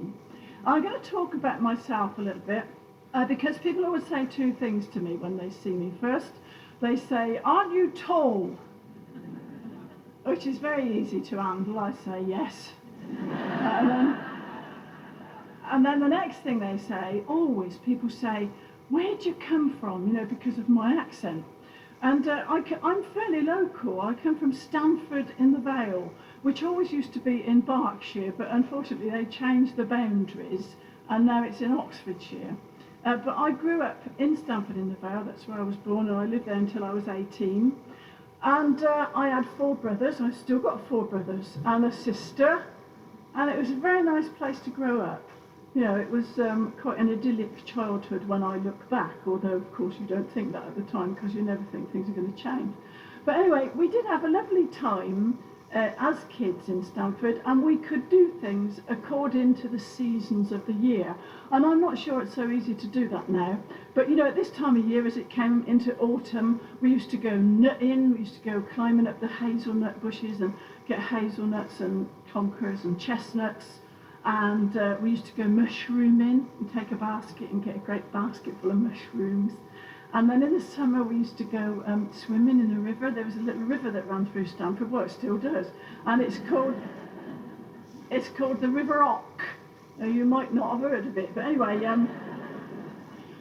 the River Ock, and there used to be a bend in the River Ock, which we used to call Big Ben, I don't know why, and that's where we used to swim, and that's where I learned to swim. And it is a fact that the fence went down into the river so that the cattle could go in to drink. And quite frequently, before we could get in, we had to drive the cattle out. You'd say, "Come on, girls, come on, it's our turn now." And you'd go rushing into the water, having no thought for what you might actually be standing in. But when you came out, your skin used to smell. You know, not nasty, but it had a distinctive sort of brackish smell. You could think, oh yeah, I've been in the brook. And we used to have an old inner tube from a lorry tyre, a big one, blown up, and you used to sit in it, and you'd have your knees over the front and your elbows over the back, and you'd paddle your way along the River Ock, and it was lovely, and you could go where the ducks went, you know, and it was free. Yeah, so it was a very nice place to grow up. But I think my favourite time of year was the haymaking time in June, when the farmers used to cut the hay, and they would stack it up in the little bales, the little rectangular bales, into tall towers, ready to be taken back to the farm. But before they had a chance to do that, a great horde of kids from the village school, including myself, would come round to the field and rearrange these bales for him. And we used to make, well, the boys used to make sort of predictable things like castles and forts and that. But we used to like making houses. We used to make these little bale houses, little rectangular boxes. You know, you'd put two bales along the sides and one across the end, and you'd build it up and you'd put a roof on it. And it was a bit like an igloo, really. You'd put a single bale height tunnel into it, then you'd get down on your hands and knees when it was all finished, and you'd crawl in, and you'd be in this lovely dark room, and it was suffocatingly hot and overpoweringly humid, and you'd have this wonderful, really thick smell of freshly mown hay. And I remember sitting in there, you know, feeling like the Queen of Sheba, because it wasn't very often you got a room to yourself when there was 6 of you. Anyway, the older kids used to use the bale houses for much more salacious purposes, because they used to go in for a snog, and this caused great excitement because most of the families were related to one another, and so you'd go round to the field and somebody would say, here, Mary's in there with your Dennis having a snog. Oh! And it caused great excitement, and somebody would go and get a bucket of water out of the brook and tip it in to cool their ardour. So in some ways it was quite a racy sort of upbringing. But I think now that it's a good thing that there was something racy going on, because at that time, this was in the 50s I'm talking about, in the 50s in the village of Stamford-in-the-Vale, the teaching of the facts of life was very, very scanty indeed. And to the best of my knowledge, the only instruction I ever got on the subject was my mother wagging her finger at me and saying, don't you go bringing no trouble back here.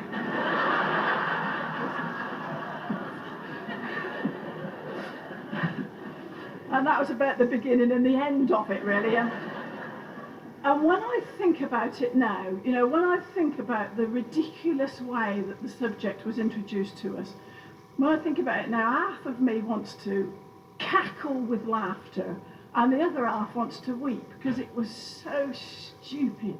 And you grew up in such pitiful ignorance, and nobody ever told you the facts, did they?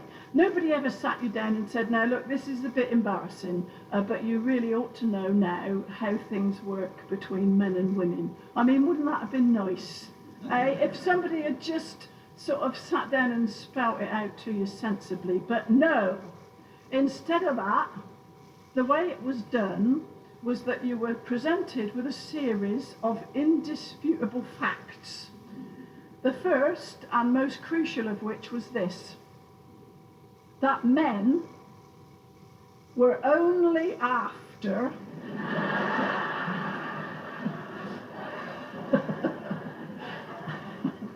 one thing. You didn't know what it was,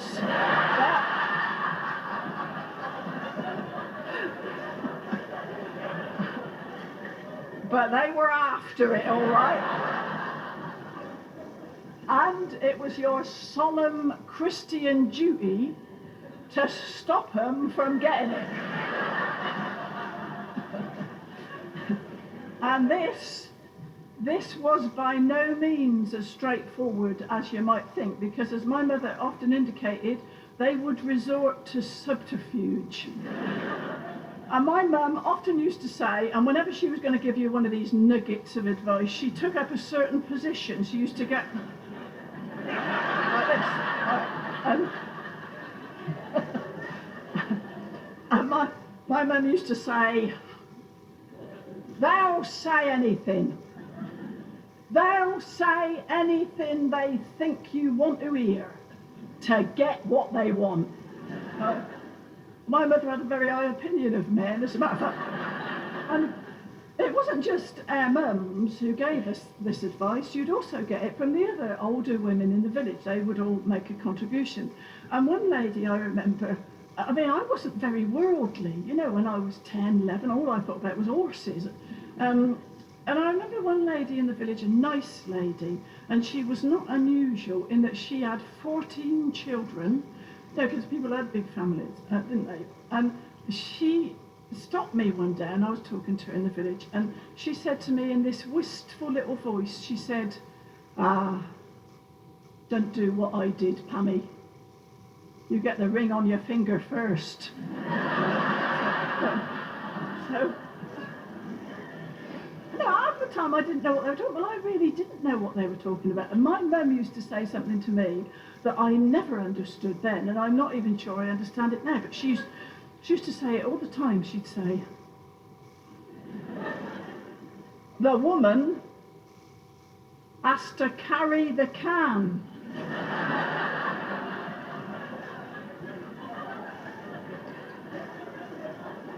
What can? I don't know what you're talking about. I thought she was talking about the paraffin can. Anyway, and it's a very interesting subject. I think women of my age, it's quite funny if you know somebody well enough to talk about it, you know, to talk about how the subject was introduced to them.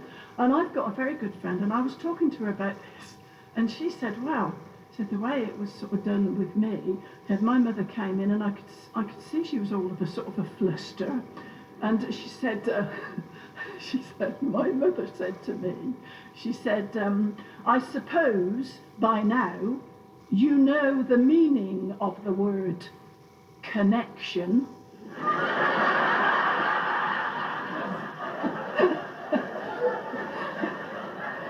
And my friend said, I thought she was talking about the trains. Anyway, fortunately for me, thank goodness, I was witness to something one day which taught me a great deal in a very short space of time, because what happened was, as I say, when I was 9 or 10, like a lot of little girls, well, young girls, I was very keen on horses. I thought about nothing else. I dreamt about horses, and I drew pictures of horses, and I did my best to walk like an horse when I went down the street. And of course we couldn't afford a horse, and you know, it was laughable because my dad worked for the electricity board. I don't know what that's got to do with it, but he did. He worked for the electricity board for 44 years and got a clock, as a matter of fact. And they had what they used to call a Westminster chime, which means that it chimes every quarter of an hour for 15 minutes in the middle of the night, which is very... Anyway, that's beside the point. Obviously, we couldn't afford a horse, you know, but I loved horses and I was obsessed with them. And a very kind family in the village let me ride their horse. They had an old Irish cob, and the girls who'd ridden him in the family had gone off to university, and they let me ride him. And I used to go down on a Saturday and catch him, and I used to go up to the local wood, which was called the Apford Warren. And every Saturday morning I used to go for this lovely ride on this horse, and I loved him dearly. Anyway, on this particular morning, I was going down to catch him, and it was a farm in Stamford, and I had the bridle over my shoulder, and I had a nice apple to tempt him with. And I was walking along in a world of my own, thinking about the horse. And my way took me beside a wall with ivy, an ivy-covered farm wall. And as I walked along, I became aware of a series of noises coming from the other side of the wall. And they were noises such as I had never heard in my life. So anyway, I stopped and I could hear all this puffing and grunting and gasping and blowing and going on. So I went over and had a look. It's not going to be as bad as you think. So I went over and I had a look over the wall. And there, on the other side of the wall, tucked up underneath it, was a pig. A pig. An enormous sow.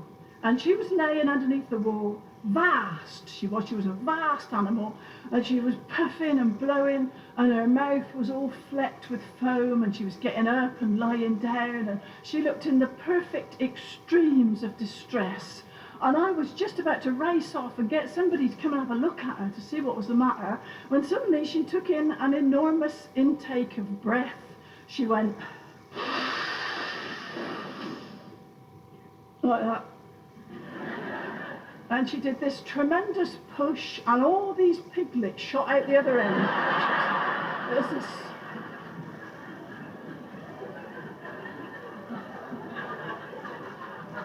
There was this great line of wet piglets expelled with all the sound effects, with tremendous force all across the grass. And it was the first time I had any idea that that was how things worked, you know, that something grew inside something else and was born. And all the piglets sort of sorted themselves out and made their way up to the front and started to feed and everything. And I hope I haven't made it sound revolting. It wasn't revolting at all, but it was just a jaw-dropping experience. And I remember looking over this wall and thinking, God, look at that. That must be where I came from. So I've always been very grateful to that old pig. Anyway, on a not unrelated subject, I was notified recently by the doctor that it was time for me to go along and attend for a well woman check. You know, I wasn't very keen. I got the letter and I thought, well, shall I file it in the waste paper basket? You know, I didn't really fancy it. Nobody fancies going for all that thing. But then I thought, well, it's stupid really, because if I don't look after myself, who's going to? Nobody. It just makes sense to go. So for goodness sake, pick up the phone. Don't be so stupid. So I picked up the phone, I made an appointment, and I went along at the prescribed time. And when I got to the doctor's surgery, I could see that it was obviously a clinic, because there are a lot of other women there the same sort of age as myself. And I also think that if a woman's there for a well woman check, you can tell, because when she's summoned into the treatment room, she gets up and she walks across the surgery with a certain spring in her step and a certain confidence, you know. Like that. However, when she comes out,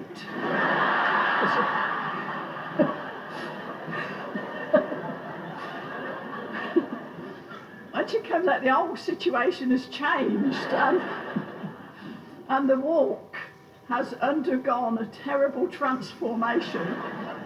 Anyway, we won't go into the reasons for that, but anyway, I was called into the treatment room, and it was a nurse who was doing the actual, you know, checks on you that they do, and she was very nice.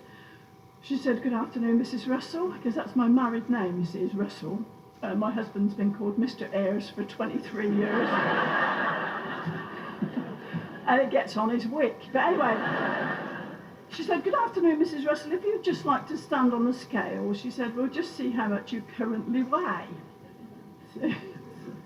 So I get on the scales and she's clanking the weights up and down like they do. And then there was a polite pause and she said, now you know, Mrs. Russell, that you are overweight." Well, I knew I was, but I feigned surprise. So,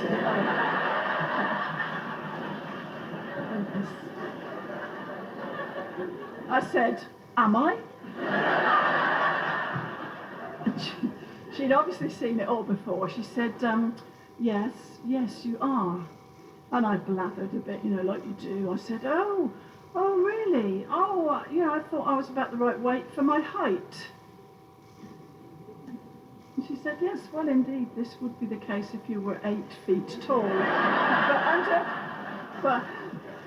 But she said, under the circumstances, Mrs. Russell, you are substantially overweight.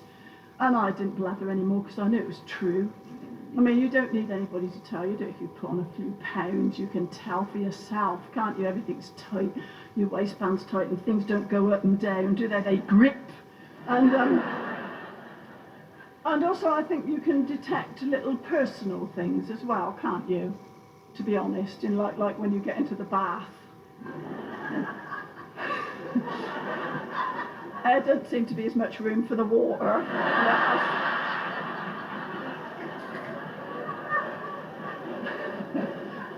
As there was in the past, and you find yourself looking round for somewhere to damp the flannel.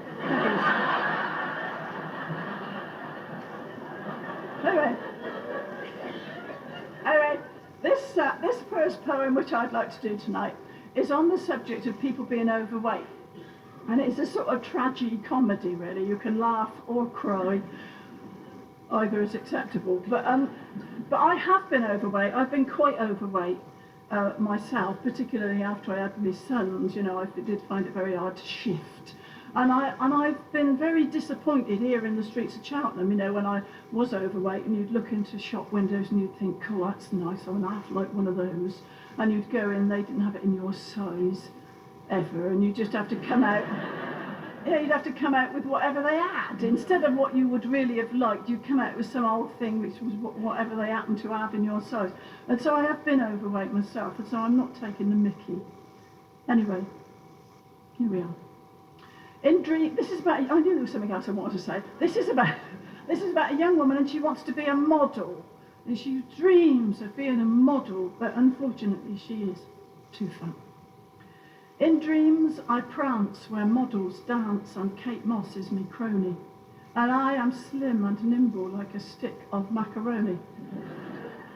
All the model agencies, they clamour for my name. But there is an obstruction on my path to global fame, because I'm too fat. Too fat. I'm round where I was flat.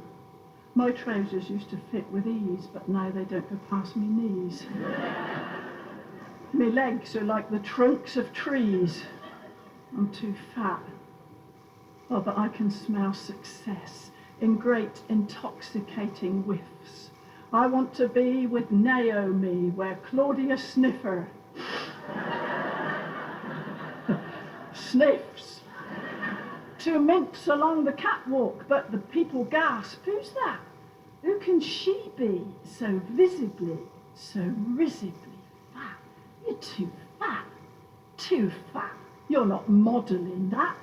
Those massive thighs, those quivering hips, those poor defenceless straining zips. The bum that sank 1,000 ships, you're too fat. I used to like the swimming pool. I used to dive and frolic before I heard the filthy word glutton, chocoholic. So now upon the diving board I hear the timbers groan, and skinny women laughing as I stand there on my own. They say, too fat, too fat. How do you get like that? Yeah, salty tears are on my tongue. I loved those flumes when I was young, but nowadays I'd be the bung. Because I'm too fat. Oh, I've got the diet books, the step, the weights, as you can see, or the workout tapes that worked for Cher, but not for me. I bought a slimming wheel. You had to push it to and fro, but I've pulled so many muscles that it's going to have to go. Because I'm too fat. Too fat. And I've bought a load of tat. Old books to help you win the fight, pills to blunt your appetite, bats to beat your cellulite. I'm too fat. This city life begins to pall, the noise, the ceaseless banter. I hired a horse from a riding school, some mossy path to canter. They led him from the stable. He was saddled up and shod. He turned his noble head to me and whispered, "Oh my God."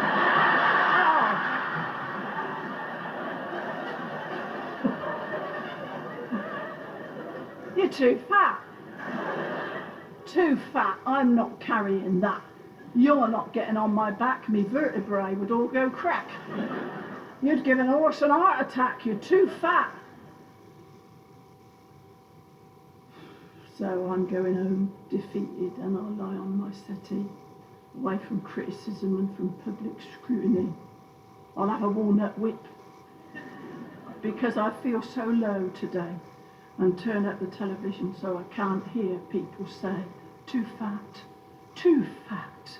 Oh, get a load of that. Oh, she's an armful, I'll be bound. When she walks, she shakes the ground. You don't get many of those to the pound. I'm too fat.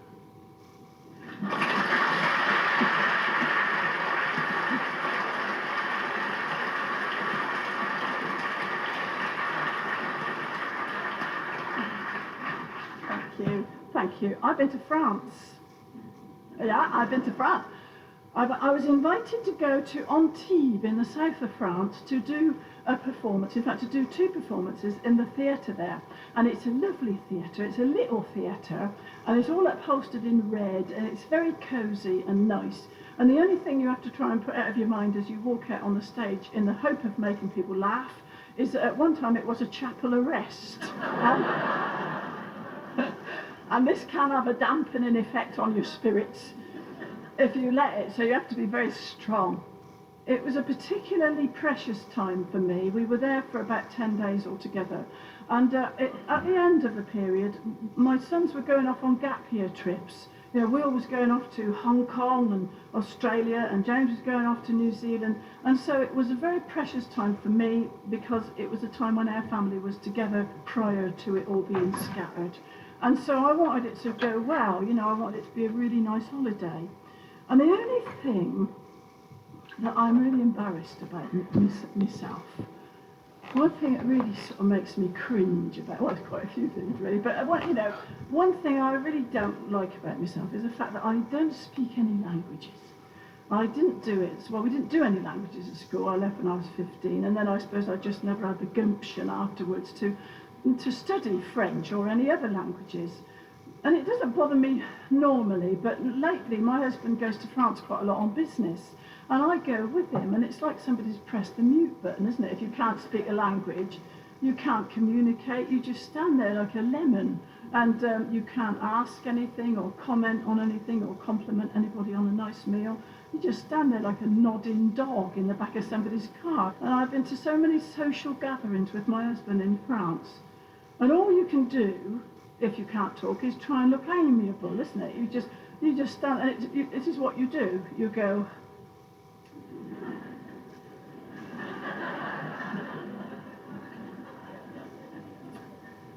yeah, I can do it for hours. I have done it for hours. And it's so pathetic, really, isn't it? It's feeble.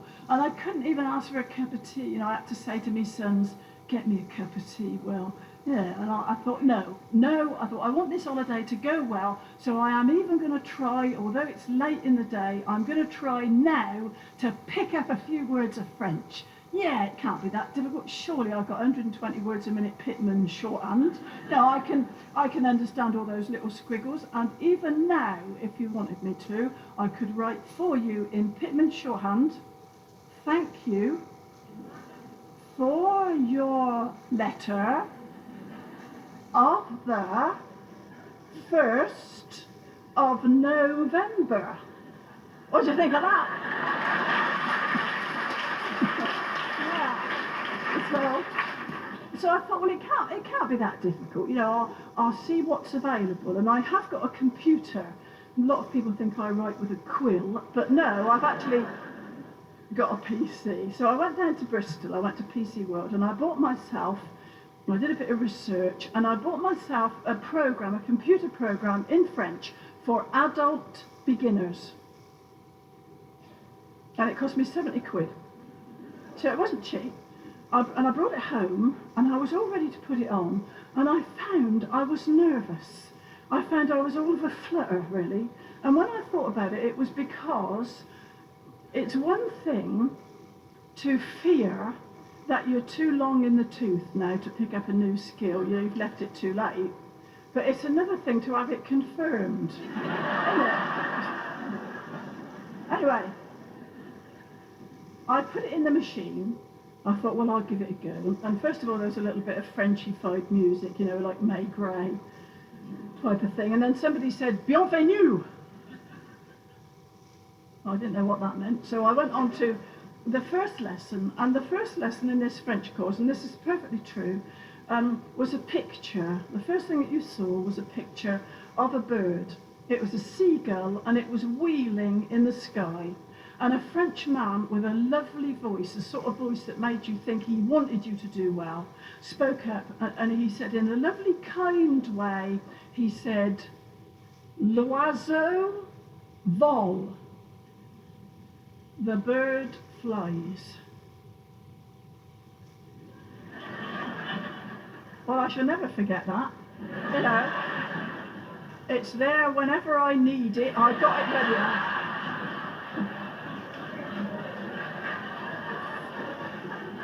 And so anyway, it was quite encouraging, and you had a few little tests on it, and then when you passed the test you were able to go on to the next bit, and the next picture that came up on the screen was a picture of a fish, and this big fish was swimming along under the lily pads, and the Frenchman spoke up again in his nice voice, and he said, le poisson nage, the fish swims. See? Wow, it wasn't difficult at all. And indeed, it wasn't long before I found I could drop little witty fragments of French into the household conversation. No. I put the fish and chips on the table.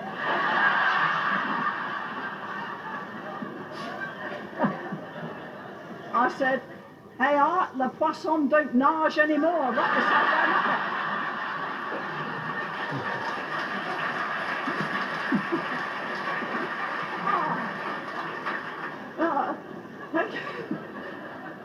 was so it was fantastic. You know, I'd been so nervous about doing it, and I felt I was making great leaps and strides. And anyway, obviously it got a bit more complicated as it went on, and they began to depict little situations. Okay, so the first of the situations which was depicted was of a walled vegetable garden in which stood two French youths, two young men, and one was throwing a garden rake to the other. Apparently this is a very popular pastime in France, and the Frenchman spoke up again in his nice way, and he said, le garçon attrape le râteau. The boy catches the rake. Well, I found myself working on it till 1 and 2 in the morning. Now, I was really sort of hooked on it. It was nice because you moved forward in little stages and you didn't feel overwhelmed. Anyway, towards the end of the course, they began to introduce other people so that there were conversations. So there was the man who'd always been on the screen here. The man was on this side, and there now appeared a woman on this side. And she had a very sweet, sickly little voice. A saccharine little voice she had. In fact, I preferred it when I had him to myself, to be honest. And between the two of them, there appeared a car, la voiture, the car. And the lady asked a question of the man concerning the car. And she said, est-ce que la voiture est rouge? Is it that the car is red? Is the car red? Whereupon the man over here said, no.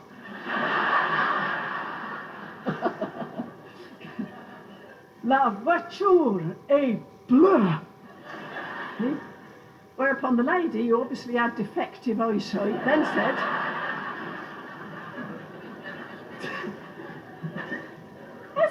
la voiture est jaune. Is it yellow as in jaundice? See? No!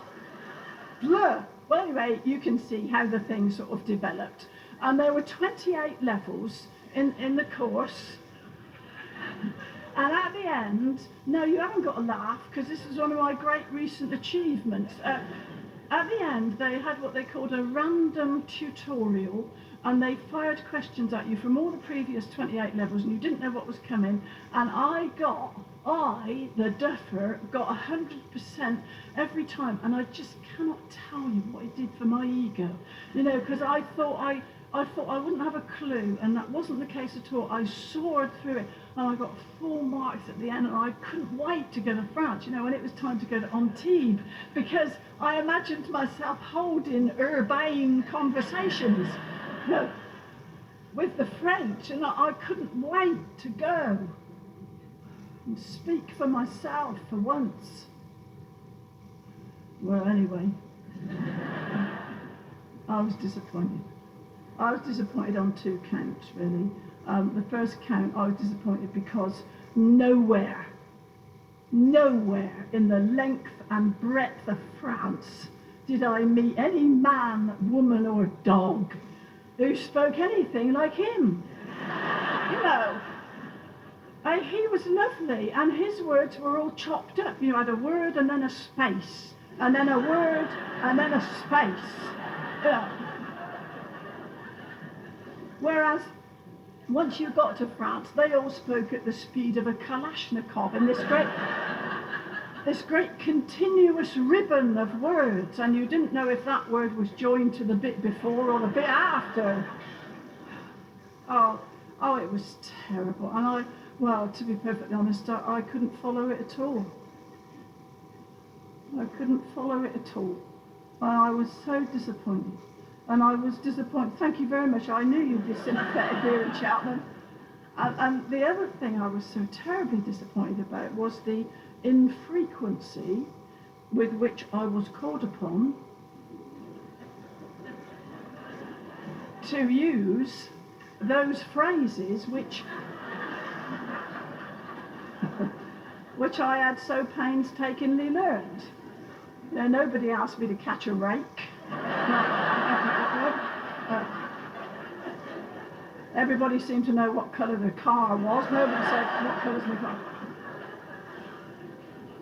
So all in all, it was after all that a great disappointment. A great disappointment. It was a bit of in fact, it was a complete washout, really. Except the one thing I can say in its favour is that from time to time I do get a sort of flash of revelation. We've got some cattle at home. I've got a few Dexter cattle, little black cows. And in the winter I feed them, and I put hay on winter mornings into the manger. See? And I was putting the hay into the manger one morning, and I thought, aha, just a minute. The fact that this is called a manger is probably something to do with the fact that the French word for eat is mange, yeah.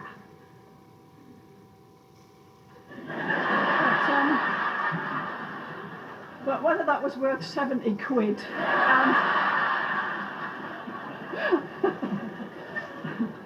and 3 months burning the midnight oil, I don't know.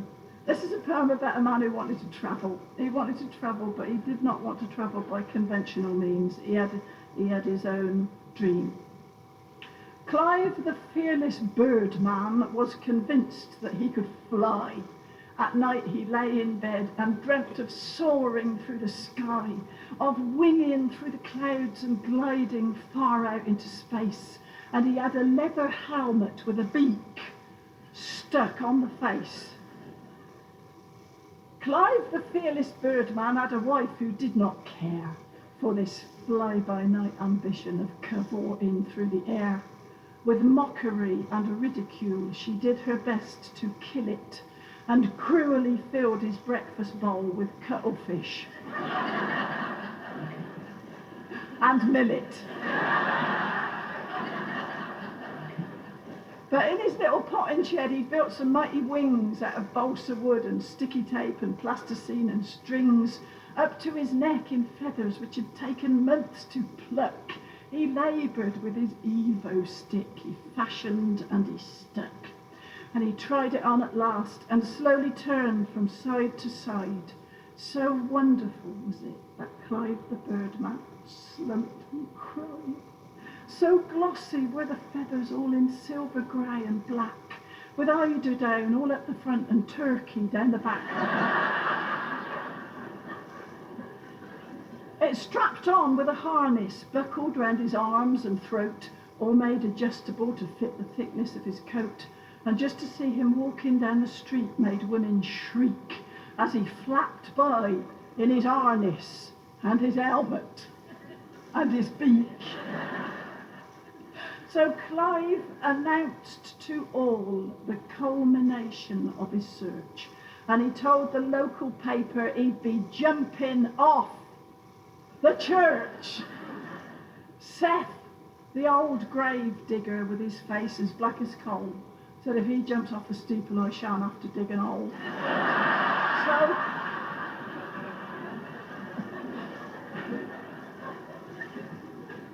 And so the day arrived and all the people came to stare. Police held back the crowds and all the local press were there. And Clive read out a noble speech, an address to the people that nobody could hear because it was windy. At the steeple. You could have written this yourself, really, couldn't you? He stepped out into space and flapped his wings just for a minute, far above the vicar's garden as he plummeted straight in it. He lay there in the radishes without another flutter, and the beak snapped off his helmet and went rolling in the gutter. But far away in heaven, Clive the birdman reigned supreme, winging through the air without the aid of jet or steam. So at the pearly gates, if it's with Clive you wish to speak, you can tell him by his harness and his helmet. Thank you very much.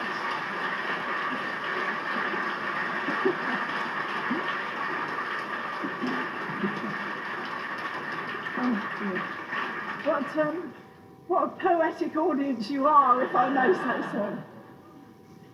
My husband and I, we've got two sons, as I was saying earlier, and they're both 6'5". So you might see them outside. They're here with me, which is very nice. And anyway, they're both 6'5", so of course they eat prodigious quantities of food. It is extraordinary how much they eat. I mean, they're slim, they're a nice build, but they just eat so much food. And I've got one of these double fridges with double doors, and they open the doors and they hang on them like this, like a vulture, looking into the depths of the fridge with an expression of acute disappointment because there's never anything in it, you see. Because I go out and do a big shop and they come home and do a big eat, and that's it really, we're back to square one. And I've started dropping hints to my eldest son, Will. I started saying to him, well, Will, I think it's about time you took a wife. And he said, well, whose wife do you want me to take? So I don't feel I'm making a lot of headway, really. We were in Australia earlier this year in March, and it was very fortuitous because we were there at the same time as our friend's son was being married in Melbourne. And so we were able to go to the wedding, which was lovely. And it was at 4 o'clock in the afternoon. Myself, I prefer a morning wedding, given a choice. You know, because I think if the marriage doesn't work out, you haven't wasted the whole day.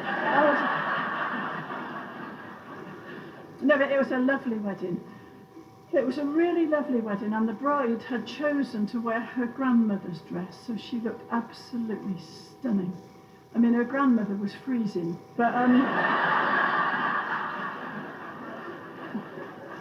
I think that's exhausted my supply of corny wedding jokes, which has delivered me to the subject of weddings, which I just want to talk about for a minute, because one of my poems now seems to be quite commonly used at weddings. Because weddings are a lot less formal now, aren't they, than they used to be, and people use things that are appropriate to them rather than the traditional things that people used to say. Anyway, it was odd because people kept coming up to me and saying, over the past couple of years, people have been coming up to me and saying, oh, they read your poem out at such and so somebody's wedding. Everybody had a good laugh. And I said, oh, good, but I didn't know which one it was. And eventually we were approached by a registrar, the person who performs civil weddings, and he said that he always read this poem out to the congregation as they waited for the bride. He said because people were a bit nervous and edgy, and it just gave them a smile. So anyway, this is it. I must say it's a purpose I never thought one of my poems would be put to, but I'm pleased. It's nice. It's from the point of view of the bride. Yes, I'll marry you, my dear, and here's the reason why. So I can push you out of bed when the baby starts to cry. And if we hear a knocking, and it's creepy and it's late, I hand you the torch, you see, and you investigate. Yes, I'll marry you, my dear, you may not apprehend it, but when the tumble dryer goes, it's you that has to mend it. You have to face the neighbour should our Labrador attack him. And if a drunkard fondles me, it's you that has to whack him. Yes, I'll marry you, my dear. You're virile and you're lean. My house is like a pigsty. You can help to keep it clean. That little sexy dinner which you served by candlelight, as I just do chipolatas, you can cook it every night. It's you that has to work the drill and put up curtain track. And when I've got the PMT, it's you who gets the flack. I do see great advantages, but none of them for you. And so, before you see the light, I do.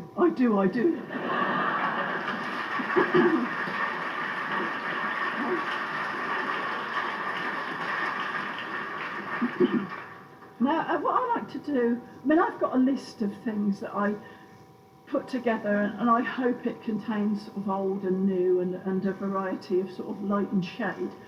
But what I would prefer to do is to incorporate anything that you'd like me to include. Because often people say to me at the end, God, I sat there all that time and you never did my favourite. You never did the one I was waiting for. So if anybody's got a favourite, do please tell me what it is and I'll include it for you if I can remember it. So be brave and shout out.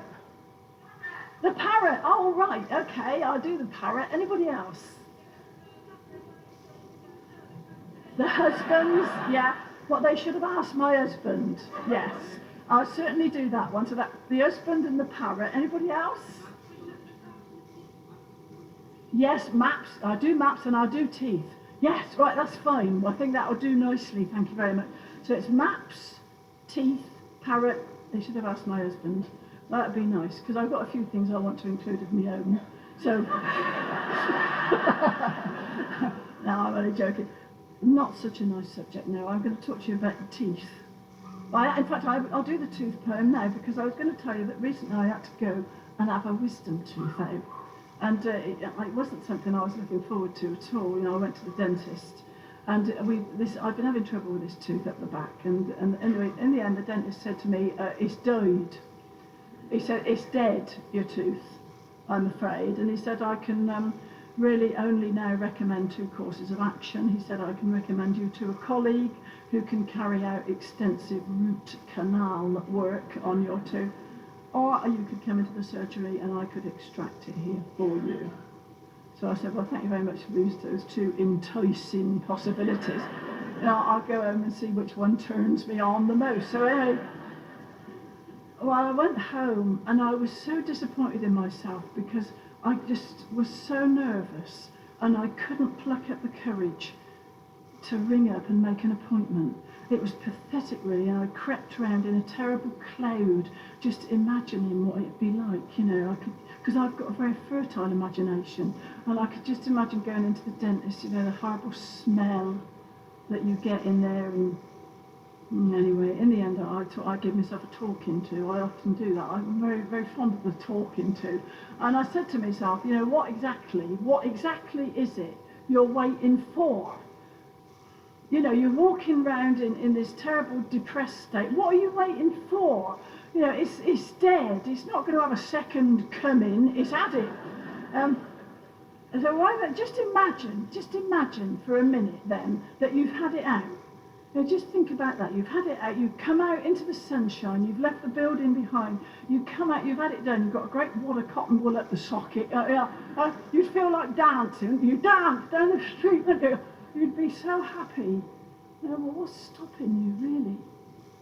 And so anyway, it worked. So I rang up and I made an appointment and I went in the next day, early in the morning, and I slunk in, trying not to look to left nor right, and I lay down in the great long dentist chair with that hard roll under the back of your head.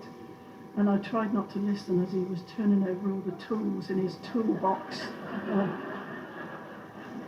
looking for the right socket spanner.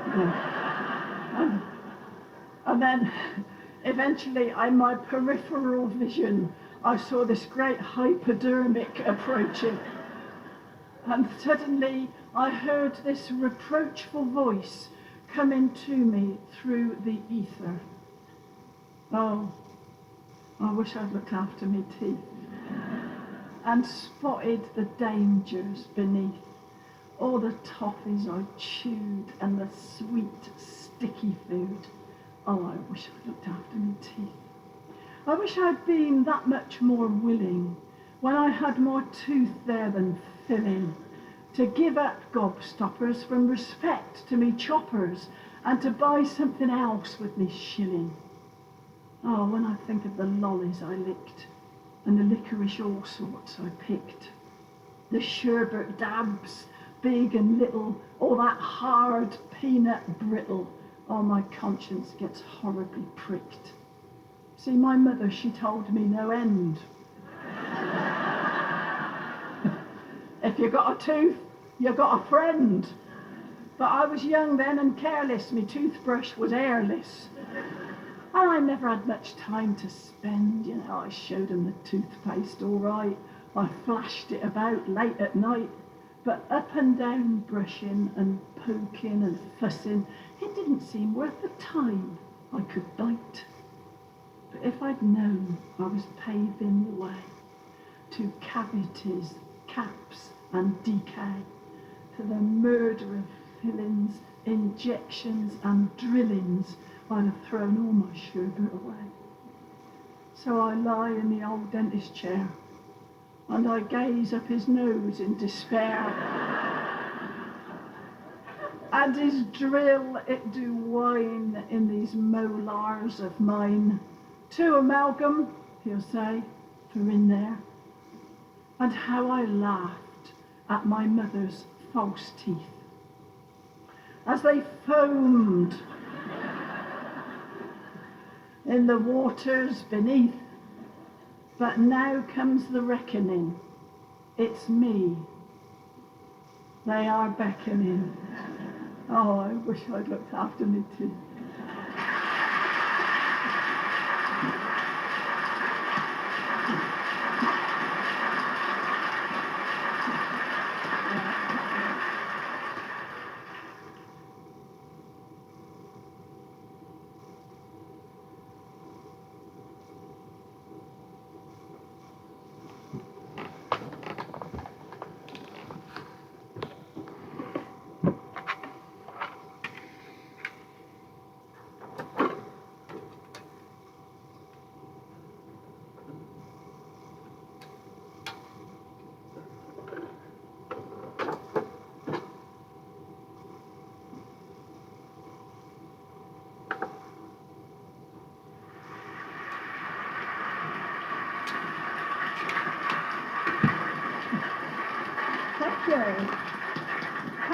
Thank you very much.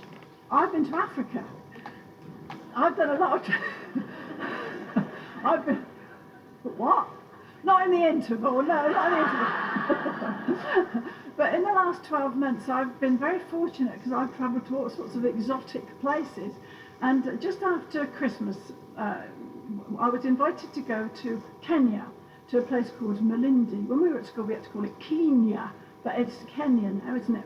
Anyway, I was invited to go to Malindi in Kenya. The place I was invited to go to was a hotel and a resort where people go out big game fishing and all that sort of thing.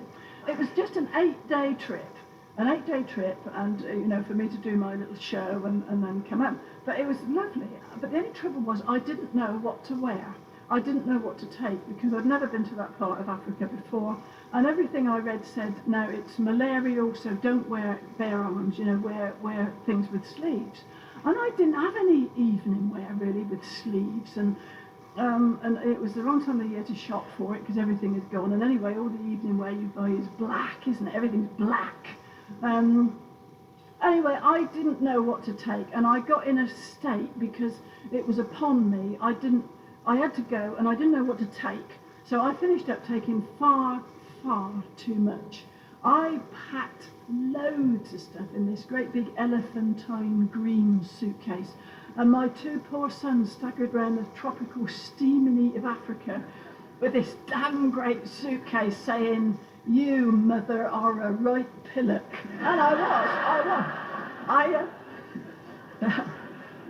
Oh, and when I got to the hotel, it's quite a posh place, and the proprietor met us, and he said to me, "I see you travel light." So I got it in the neck from everybody, and deservedly so. I was a laughing stock because I brought home all those clothes, and I doubt if I'd worn 15% of them. It was absurd.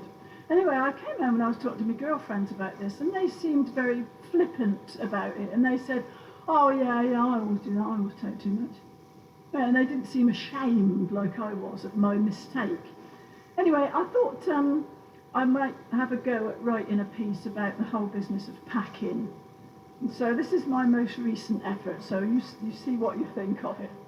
It's called The Packing Poem. It's a very original and exciting title. I'm packing for me holiday. I want to take enough of cotton underclothing, swimming wear, t-shirts and stuff. I take my own shampoo, conditioner and my own hairdryer. I don't trust those hotel ones not to set your hair on fire. I take insect repellent, both the lotion and the spray. It makes you smell of creosote, but it keeps the bugs away. You only get one skin, and I shall take good care of mine by packing all this sun protection factor 99. Right, now that's filled up one suitcase, and I'm only taking 2. Now, for holidaying anywhere, you need a comfy shoe.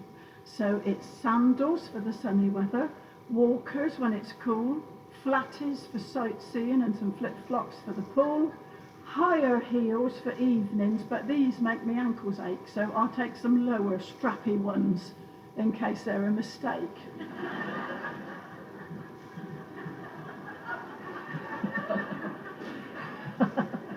Sound familiar to anybody?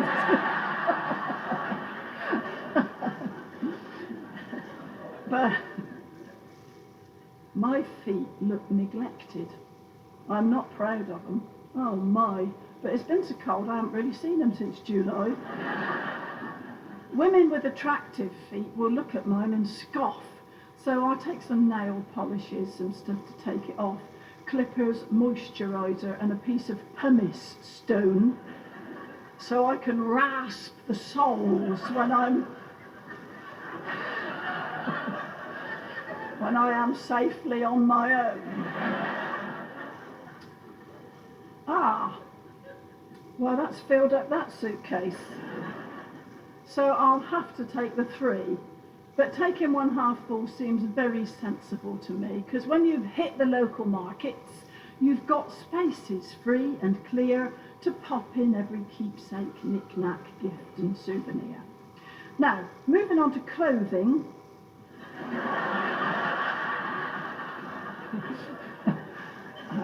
I shall keep it cool and light, with something warm in case it turns out chilly on the flight.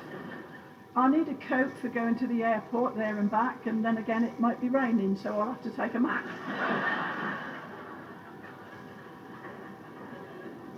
But let's not think of rain. Let's think of sunshine, hot and strong. My poor old pasty body's been wrapped up for far too long. In goes my wide-brimmed hat that set me back by 50 quid, and me wrap-around sunglasses so I look like Jodie Kidd. cotton dresses, sleeved and sleeveless, spotted, plain and checked. I'll take a few of each. And then at least I'll be correct.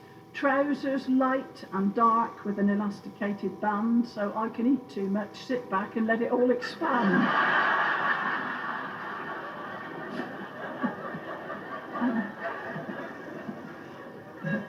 I'm packing lots of shorts. They're just the thing for every day, though these look better from the front than when I walk away. So I'll have to take the medium, the skimpy and the long, so whatever length I need, I'll have them all and I won't go wrong. Now, my other small conundrum is how dressy will it be?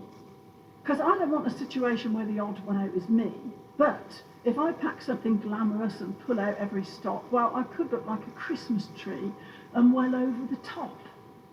So I'll have to strike a compromise, take something in between. This dress is black, unfussy, very classical and clean. I'll take a filmy wrap to make it look a bit more swell. And this wrap's nice, and that one, I'll take those two as well.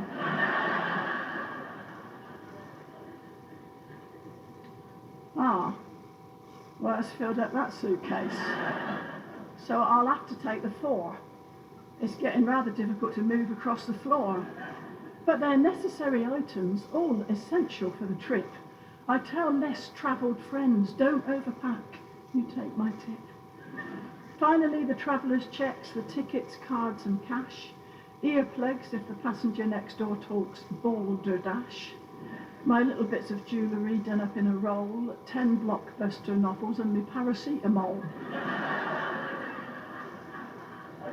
You don't get rhymes like that in anybody else's poetry.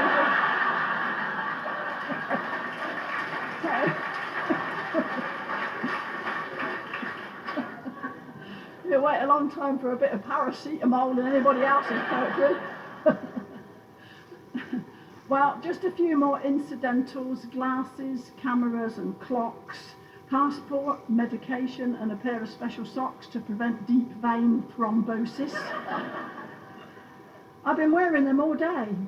What amazing blissful comfort, they're just like a tourniquet.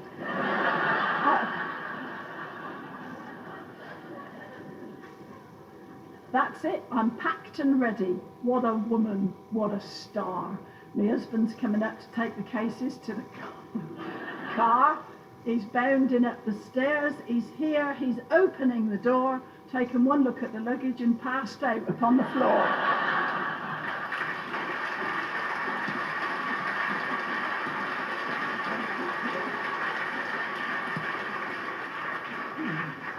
Thank you very much. What do you think? Good. Well, thank you. Well, it's certainly true for me anyway. Anyway, the other poem that you asked me to do was The Parrot, and this poem was the first one I ever did on television. And I was absolutely terrified, and it was in 1975, and I did it on a talent show of the day called Opportunity Knocks. And somebody said to me on the phone the other day, I'm old enough to remember when you were on Opportunity Knocks. I thought, come here and say that.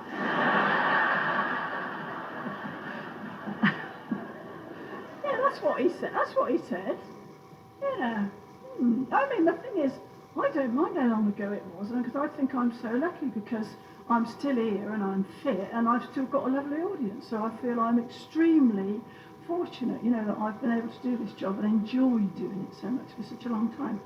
This is the first poem I ever did on television, and I was so scared. I went to Thames Television, and they had bigger cameras then, and it had a great big red light on the top like a giant OXO cube, and when the light comes on, you know you're on. And my heart was beating so fast, was so hard, you know, I thought they must be able to see, because I felt as though I was sitting there going, because I was so terrified.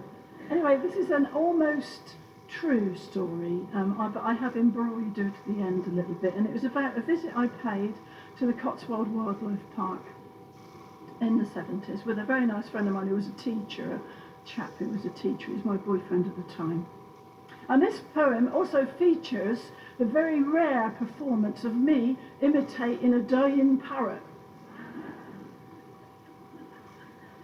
At the Cotswold Wildlife Park in the merry month of May, I paid the man the money and went in to spend the day. Straightway to the pet's corner I turned my eager feet to go and see the rabbits and give them something to eat. As I approached the hutches, I was alarmed to see a gang of little yobbos all hollering with glee. I crept up quiet behind them and I weighed the scene up quick, and I saw them poke the rabbits, poke them with a stick. "Get off, you little devils!" I shouted in their ear. "Don't you poke them rabbits, that's not why they are here." Well, I must have really scared them, for in seconds they had gone, and feeling I had done some good, I carried on along, till, up beside the parrot's cage, I stood to view the scene. Oh, they were lovely parrots, beautiful blue and green, in and out of the nest box. They were really having fun, squawking out and flying about, all except for one. One poor old puffed up parrot clung grimly to his perch, and as the wind blew frontwards, backwards, he would lurch. 1 foot up in his feathers, abandoned by the rest, he sat there plainly dying with his head upon his chest. Well, I walked on down the pathway and I stroked a nanny goat, but the thought of parrots dying brought a lump into my throat. I could no longer stand it, and to the office I fled. Politely I began, "Excuse me, your parrot's nearly dead." Well,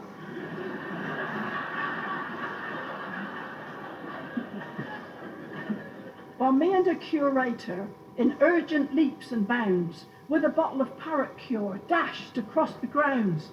The dust flew up around us as we reached the parrot's pen, and the curator, he turned to me saying, "Which one is it then?"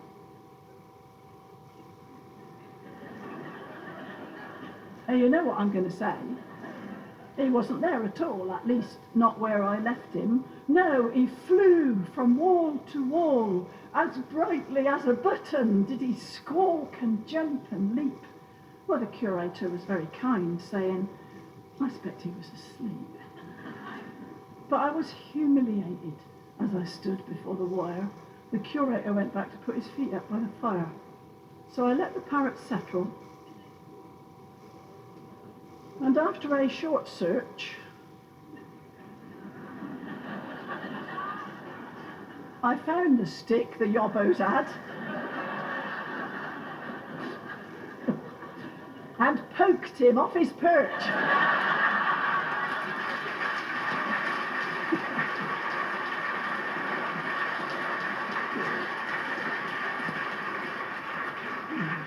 Anyway, you know, I'm 56 now, and I now have to wear glasses, sadly. I never thought it would happen to me, but it has, and I have to wear glasses, otherwise I can't read, and I like reading very much.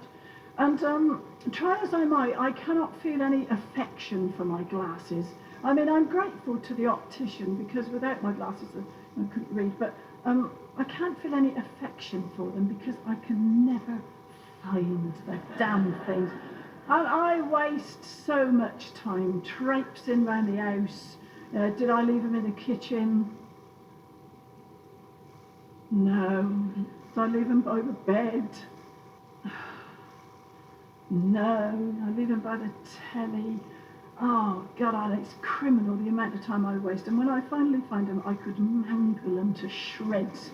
I mean, I've got one of these chains you can hang them around your neck, you know. But I feel sort of matronly in that, this old chain. And when you lean forward, they swing out like this. The glasses. And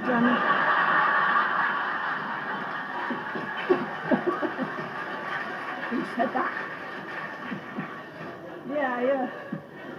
And now with me old reading glasses hanging around my neck, I just don't feel like the cool poetry chick that I know I am. So I wondered if anybody else felt the same about their glasses, and one of the people always say to me now, what are you writing at the moment? What are you working on? And this is one of them. This is a very romantic piece about glasses. An old flame came to visit me. I trembled. It was in. The years had not been brutal. He was handsome still and slim. The flames of love still flickered as he stretched his arms out wide. And with a breathless utterance I ran straight round the side.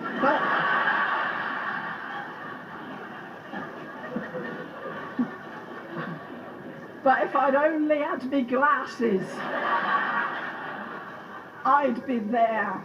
If I'd remembered where I'd put a pair, I could be gazing at him now. Well, squinting at him anyhow. I just had my glasses, I'd be there. That's all I've done of that one.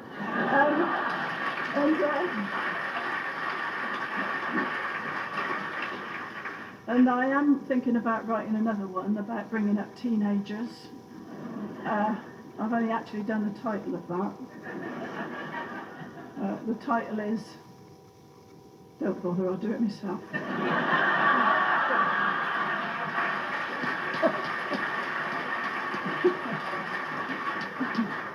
But the one I'm really excited about is this. There's very few things in life that actually irritate me. I try and rise above it and try and stay placid if I can, but a few things get on my nerves.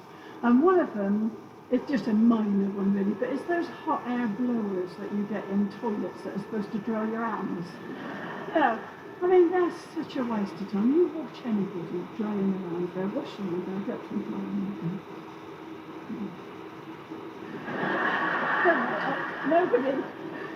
Nobody ever stops and dries their hands because it takes so long. And the other thing that I really detest is the current trend towards automatic telephone answering systems. You know, I just loathe those. They make you feel so, well, I don't know, I always feel like I want to explode because you never get to talk to a person. And they play you crummy old music you don't want to listen to, and you know you're paying a lot of money, and you have to press this button and that button and work out which one is ash, which I press ash, what? So I'm going to write a poem along these lines. This is all I've done of it so far, but it'll be like this. If you would like to meet the person who installed this automatic telephone system and shoot him with a gun, press 1.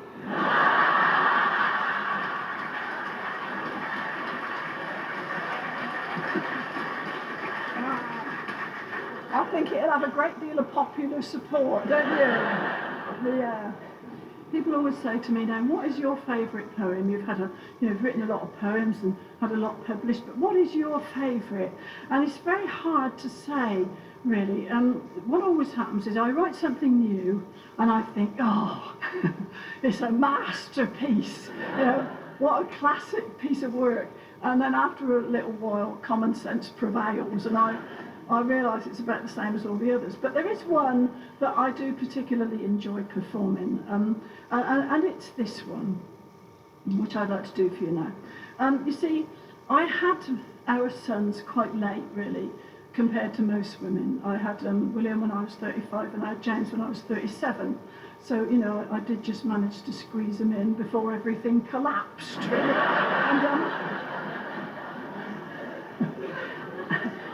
And thank goodness I did. Thank goodness I did. But I wasn't ever very maternal. And I was a bit worried, really, when I found I was expecting a child. Because my sister Jean, who's lovely, she always was a very maternal person. And whenever she saw anybody with a baby or a baby in a pram, she'd rush over and she'd say, oh, what a lovely baby, can I have a cuddle? And she'd pick up the baby, and you could just tell by her demeanour that she got tremendous joy out of just holding a baby, you know, somebody else's baby. And I didn't feel like that. I didn't have those feelings. So when I found I was expecting a child, I went to talk to my mum. I thought I'll get my mum's advice. And my mum said, as always,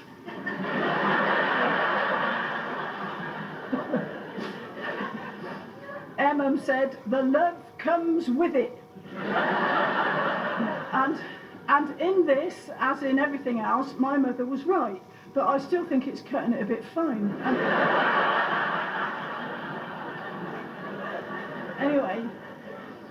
Anyway, we had this baby. My husband and I had this lovely little boy, and he was such a beautiful baby, and he was about 10 days late, so his wrinkles had all sort of plumbed out, you know. He was a lovely, smooth-skinned, beautiful baby, and I was so thrilled with him, and I brought him home. Oh, and it was just overwhelming. It was so thrilling to have a beautiful baby of my own. And at first, everything was fine. You know, I did find it hard, because I hadn't ever been very maternal, and I'd never made a study of how you look after babies or how you cope with them being got up in the night 1,000 times. And, you know, I found that from being very organised, I became very disorganised. And my husband would come home at night, at 6 o'clock at night, and I'd still be in my night dress.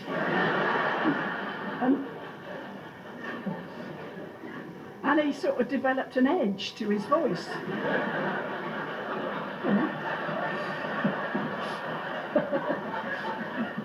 He said, well, what you been at all day? And I couldn't tell him. I knew I'd been at it all day, but I couldn't define what it was, really. So I did find it quite hard. And then, oh, it was terrible, because he got this, what they used to call 3-month colic, where the poor baby gets, I don't know, he must have terrible pains, colicky pains, but he used to scream in the evenings. And I went to the doctor, I went to the health visitor, and they all give me various bottles of Jollop to give him. But nothing made any difference, and in the end it did pass. But at the time it was a nightmare, because as my husband came home at 6 o'clock, the baby would start to scream. Then he would scream, and he would draw his poor little knees up to his chest, and he would scream this terrible, deafening, crackling, blood-curdling scream. And my husband was horrible. He was horrible. He used to say, well, you're his mother, can't you do something about it?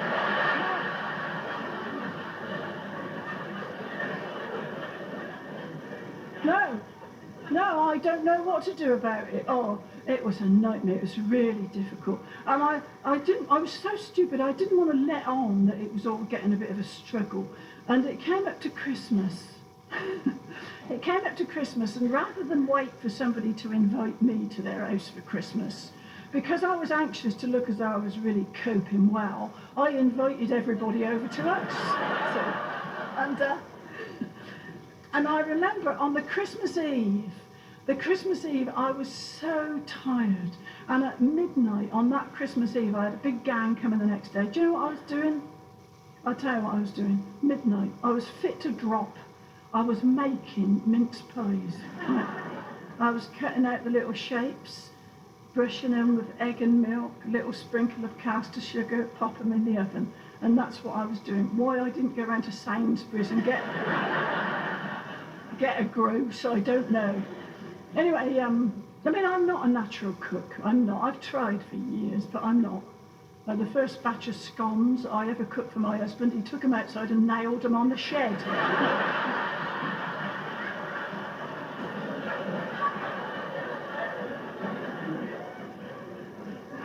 Anyway, on this Christmas Eve, I was preparing all the stuff that had to be got ready for the Christmas lunch the next day. I had a great, obscene, gaping turkey to do something with, and all I wanted to do with it was take the lid off the dustbin and stick it in. And I had a great mountain of Brussels sprouts. You had to cut a little cross in the bottom of them, and I knew it was going to be 3-4 o'clock before I went to bed, and I was so tired. Anyway, I thought, I don't like my own thoughts, so I'll have somebody else's. So I put the TV on. See, I put a TV on, and as it happened, it was just the beginning of a concert which started at midnight, a charity concert with a person I'd never heard of at that time, a person called Bruce Springsteen. I didn't know him from Adam, but he's a rock singer. And as I put the television on, he was just being introduced onto the stage, and he was appearing in this vast arena, this great stadium of a place, and he was just being introduced on. The voice from the abyss was saying, "Ladies and gentlemen, will you please welcome on to the stage, Mr. Bruce Springsteen," and the place erupted. And on came Bruce, and he's got a peculiar sort of stance, really like a cockroach. He comes on like this, and he picked up his guitar and he started to rock, and all his band were behind him, the E Street Band, and he started to sing a song that was then tremendously popular called "Born in the USA." Does anybody remember that song? Oh, it was a good number, wasn't it? It had a good driving, primitive sort of beat. And Bruce has got this lovely gritty voice, and he stood there with his guitar, and I was mesmerised really, because he looked so lovely. He had a great mop of glossy brown hair. I mean, I haven't seen him for young, because he might have no hair at all by this time. And he had a red bandana tied round his hair, and he had on a black singlet, you know, a t-shirt thing, but the sleeves had gone. Somebody had them, had ripped them off. And you could see these great pulsating biceps. And he looked all hot and damp. And he had black jeans, tight black jeans on, with a great big belt round here, like with studs on, like you might put on a Rottweiler. And great big motorbike boots. And as he stood there playing this song, to be perfectly honest, I could have put my husband out with the rubbish.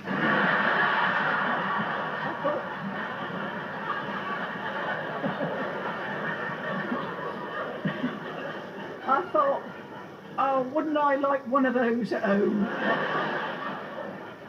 Anyway, it was such a good song. It was such a real good song. And I'd felt so deflated. And it was amazing, really, because just by virtue of a bit of good rock music, I did feel transformed, really. It was real good music, and I'm not ashamed to tell you what I did, because I'm sure that you would have done it yourself at one time or another. I got up, and I had a dance around the kitchen. No, because the music was so uplifting, and I had a dance around the kitchen. Now, wait a minute, that's Al Johnson. Hang on a minute.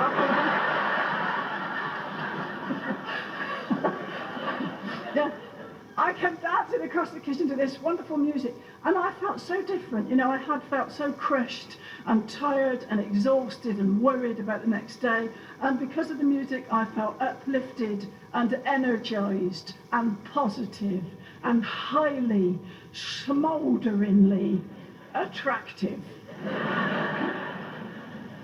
So I came dancing across the kitchen, see, and my dancing feet took me in front of the oven. And my oven is fronted with what they call the smoked glass, you know, that sort of brown glass, and certainly it does get smoked on a regular basis. And it's not down here, you know, it's not one of these you have to grovel about with down here. It's halfway up the wall. It's what they call wall mounted, which I always think sounds faintly obscene, but anyway. Anyway, the thing was, as I came dancing across the kitchen, you see, I could suddenly see my reflection in the oven door. It acted like a mirror. And it was a sobering sight, really. Yeah, because the way I felt, it did not correspond with the way I looked. And I remember looking at myself, and it was like a balloon being pricked, really. And I could see all this flour all over my front, you know, this paste of flour from making the pastry, and I could see all these wrinkles around my eyes. My hair's going grey. Well, it would be completely grey if I didn't keep slapping the preparation on it all the time. And I got glasses for close work, and the work seems to be getting closer every day. You know, and it was just a horrible moment of truth, really, and I looked at myself and I thought, you look so stupid. So stupid. Dancing around the kitchen, thinking salacious thoughts about Bruce Springsteen.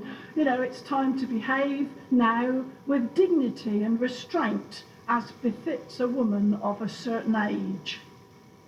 So this is what I wrote, and it's a lament for me lost gorgeousness. And it's called, Do You Think Bruce Springsteen Would Fancy Me? And if you should have any opinions on that one way or the other, kindly keep them to yourself. Anyway, it goes like this. Do you think Bruce Springsteen would fancy me? I know I've just turned 53 and one eye's gone at a funny angle. And I have to wear a copper bangle because I've got arthritis in this right knee. But do you think Bruce Springsteen would fancy me? See, he might like an older bird, someone not of the common herd, but old and inhibition-free. Well, he need look no further than me. I've lost the looks that once I had, but then, perhaps his eyesight's bad. Me skin's quite good, and me teeth fantastic, crafted from the finest.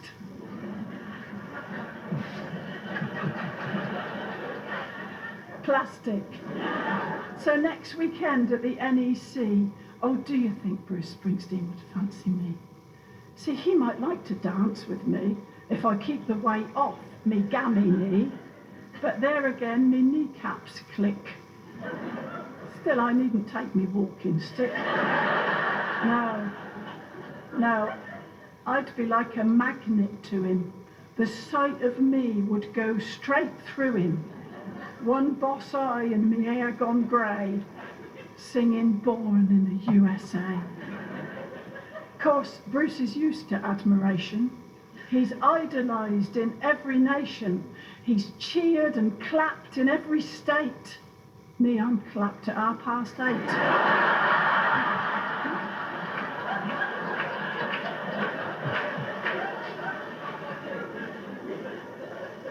My husband says I must be mad. And didn't I know Bruce Springsteen had teenage bimbos wall to wall, young and slim and brown and tall. They can dance and stay up late, their knees don't click and their eyes go straight. He said Bruce wants rock and rhythm, not some old bird's rheumatism. But I don't care, because I know I'm right. At the NEC next Friday night, though there might be thousands there, our eyes will meet in a thrilling stare. I'll do me slow, seductive grin. I hope to God me teeth stay in.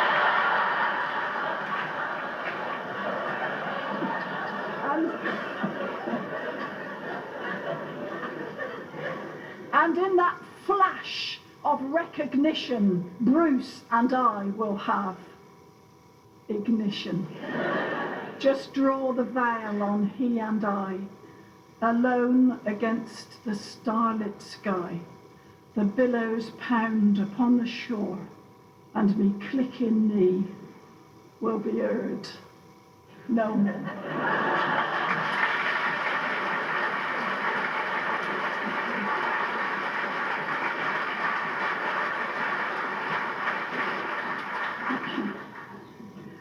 I wish I was better at choosing clothes, you know. I'm not very good at choosing clothes.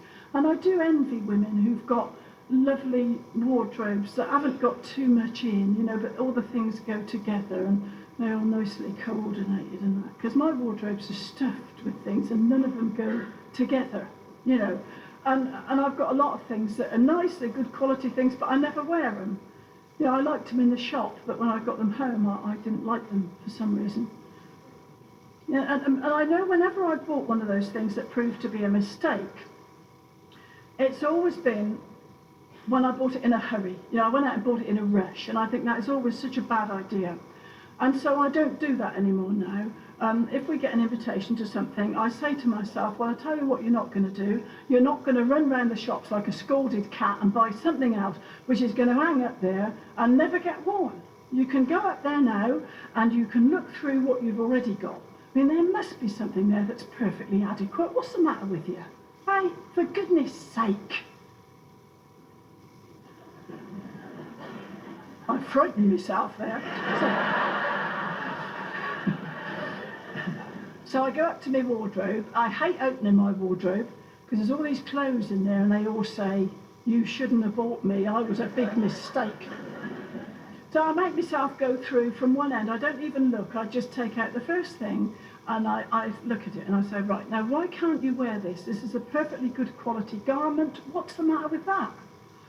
And it's like having a conversation with myself. I say, well, it's velvet, look at it, it's velvet, it's right up to the neck, it's got great long sleeves. This is a party invitation. You know, if I wear that, I'm going to be so hot.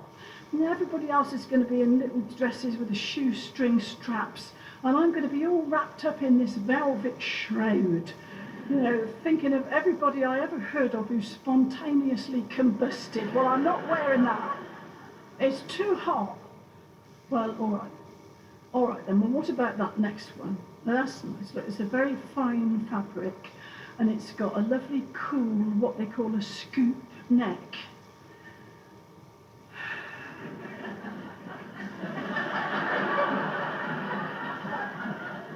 You know, I don't really want to wear a scoop neck because, to be perfectly honest, my neck is not the neck it once was. You know, it's gone scraggy, to be perfectly honest. Let's not mince words. My neck's gone scraggy.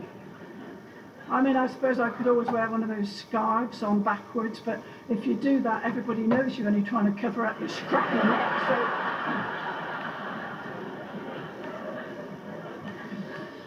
Well, all right then. All right, you don't want to wear that. It's not a flattering look, I agree. So then what about this one?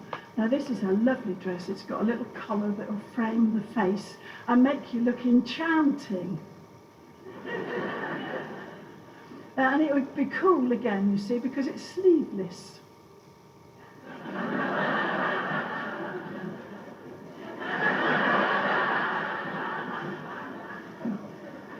Now, I don't want to wear anything sleeveless. I've got bat wing arms. I've got bat wing arms and jogged per thighs, you know, so anyway, you see what I mean. I go through all those clothes, and at the end I found a perfectly legitimate reason not to wear any of them. So I do the very thing I said I wasn't going to do. I go sprinting around the shops and I get something else that is sort of indifferent, and it goes on like that. So anyway, one day I bought a book that was supposed to help you, and it was called Develop Your Own Style, and it was a nice little book. It was very friendly in its tone, and it said, when you open the page, just where I bought it, it said, this is a book to help you dress the body you've got now. So, not the one you had 20 years ago, or the one you would have if you went to the gym 3 times a week, but the body you've got now. And it was a dear little book, and all you had to do was look through some diagrams and decide what figure type you were. See, they were all different body shapes, and you had to decide which one you were. And then you turned to the relevant section, and it told you what to keep and what to get rid of. So anyway, I looked all through the diagrams, and in the end, I reluctantly had to conclude that I am pear-shaped with a short neck. It's not a very flattering description, but that's it. And then you turn to the back, and it was lovely then, because it said, right, that's the shape you are. First of all, you should get rid of everything with a high, fussy neck, because I shouldn't really be wearing this mandarin collar, but it said everything fussy around your neck, all the little frilly collars, and Peter Pan collars, and pie crust collars, and mandarin collars.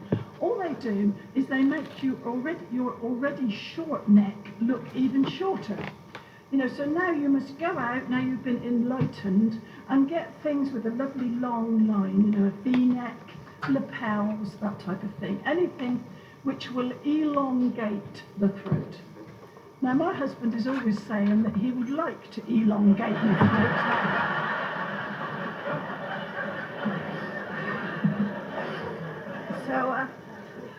So anyway, I went out and I bought a black dress with a V-neck, a long V-neck, and it was jolly nice. I liked it, but when I got it home, I didn't have any correct underwear to go underneath it. You know, I didn't have the right bra to go under it. None of the ones I had did not show in the neckline and looked terrible.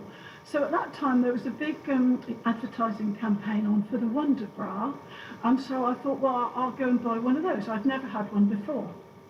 So I went to the lingerie department and I went all through the Wonder Bras, and I got one that was my size in black to go under my new black dress. And I took it home, and when I took it out at home and I examined it, I was surprised, really. I was surprised because there was so little to it. You know, there's not much to a Wonder Bra, is there? It's a little flimsy thing. It's got little bits of lace and two little crescents of foam and little wisps, really. It's a little lacy confection of a thing, isn't it? You know, it's not a great big industrial job, is it?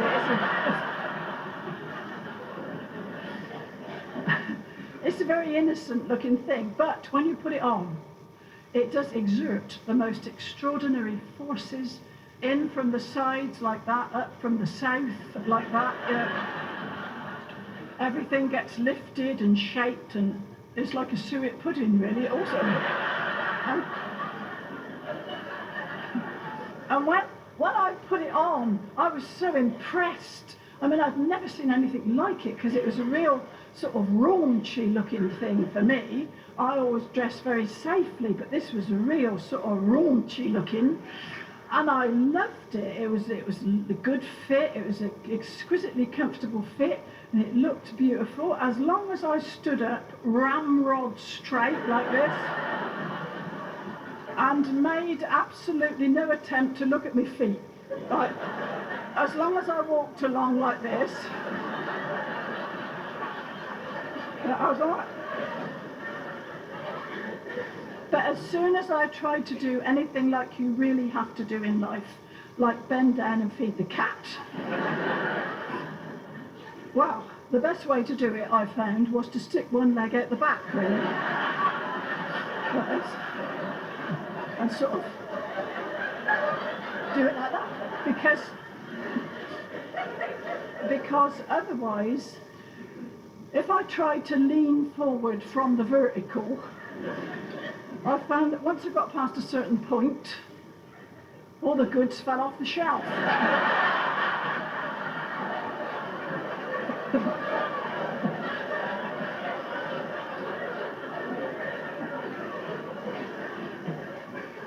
It was pathetic, really, because I didn't want to part with it. I liked it, and I strutted around at home and tried to kid myself I was going to wear this thing, but in the end, common sense prevailed, and I actually took it back, and I exchanged it for an industrial job. But not before it had given me the idea for this little piece, which I'm going to do for you now. This is actually a song, but I haven't got a very good singing voice, so I would just say it to you like a piece of verse. But because it is actually a song, it's a bit difficult to know when we've got to the end. So I'll tell you. I bought myself a Wonder Bra for $14.99. It looked so good on the model girl's chest, and I hoped it would on mine. I took it from the packaging, and when I tried it on, the Wonder Bra restored to me all I believed had gone.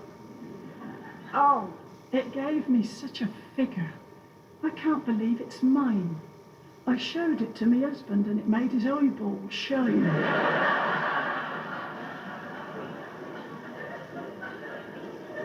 And when I served the breakfast, the kids cried out, "Hooray!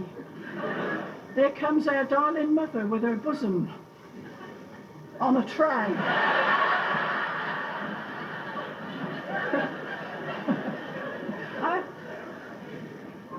I didn't really need one. My present bra, it's true, has only been in constant use since 1982. But the silhouette I've dreamed about, it's mine. It's mine at last. And builders on the scaffolding drop off as I walk past. That's the end. That's the end.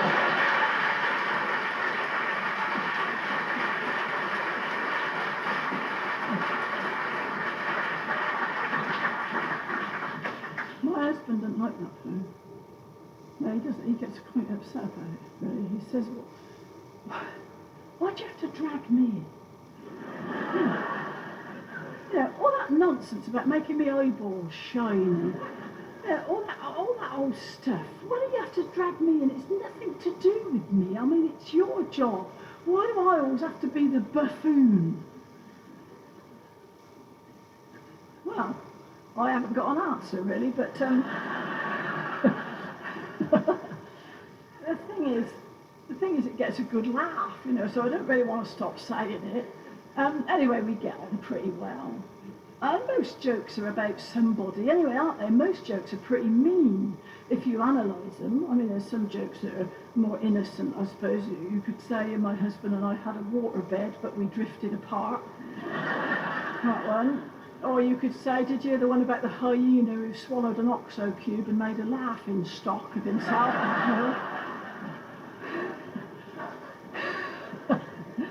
Yeah, but most jokes are about people, and they're quite unkind if you analyse them. Anyway, my husband and I, we get on all right, really.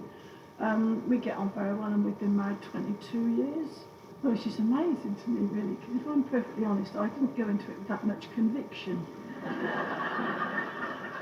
Yeah, I thought I'd give it a try for a fortnight, see how I get on, but he's very nice. He's a nice man. I've been very, very fortunate with him, and he's a good dad. He was hopeless when they were babies, but he's a real good dad now, and he knows all about the sport and things that they're interested in, cars.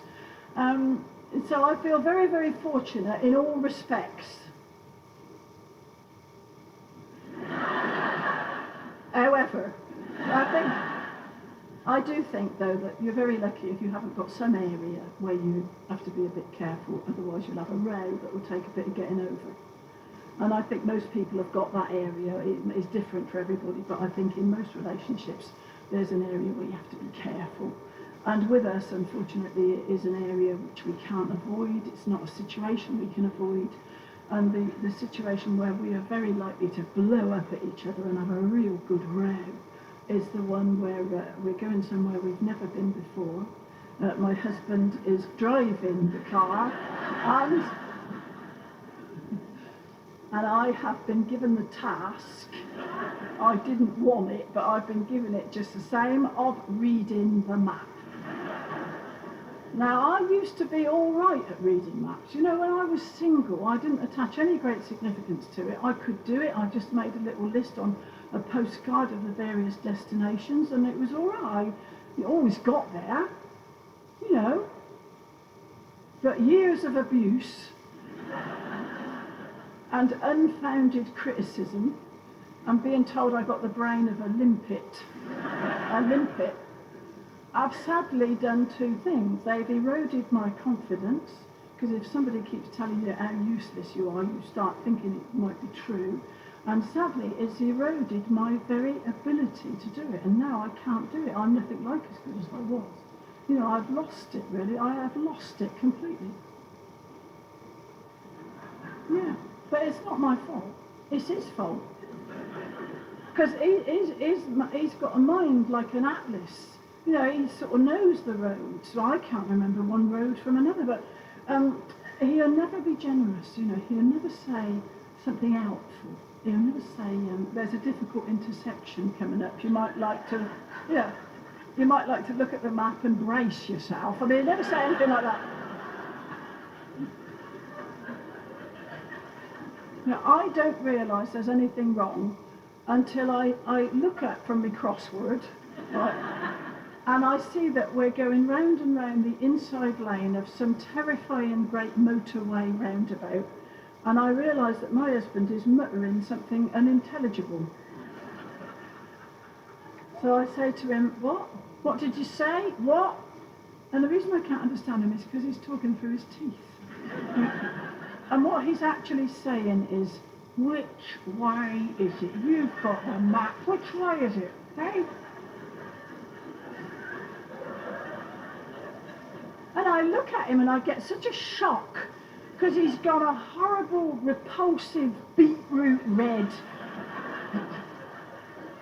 And there's all this heat coming off him, you know. It's like sitting next to a furnace. There's all this heat coming off him. And if you look closely, you can see the veins in his neck going like this.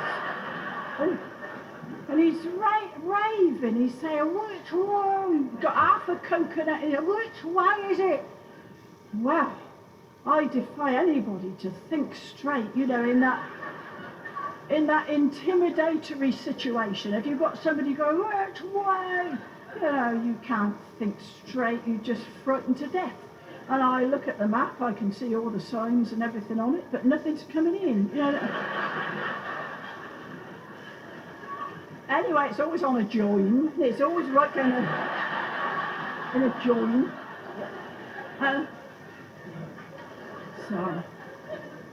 So I say anything. I do. I say anything because I'm not going to respond to being treated like that. I say, oh, that way, over there, that one. Yeah.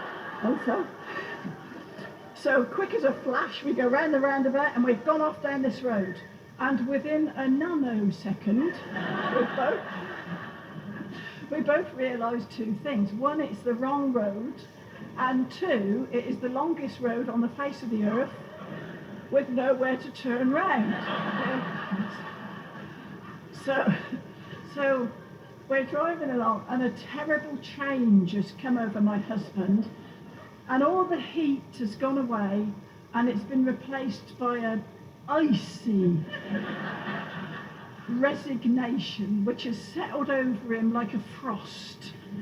But within it there's a germ of satisfaction because I have done exactly what he thought I was going to do. I've directed him the wrong way, so in a way he's been proved right. You know, and there is some satisfaction in that. Anyway, on we go. We drive on, and his mouth has gone like a little button.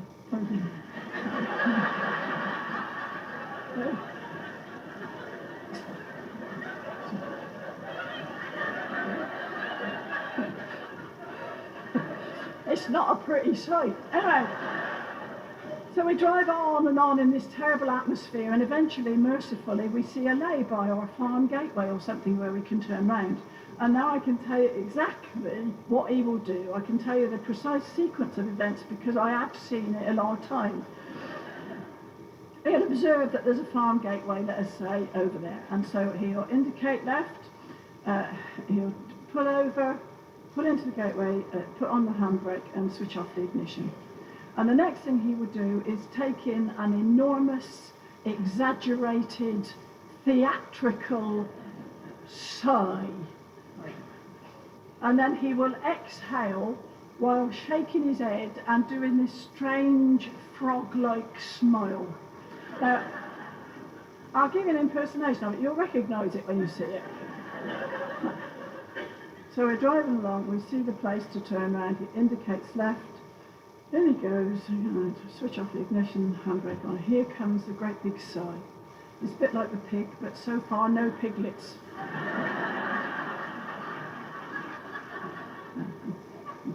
Switch off it.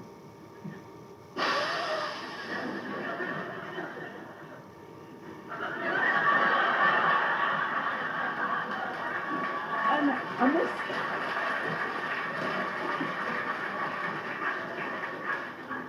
And this hand appears under my nostrils, like doing little contemptuous flicking movements like that. For the map, he wants the map. Yeah.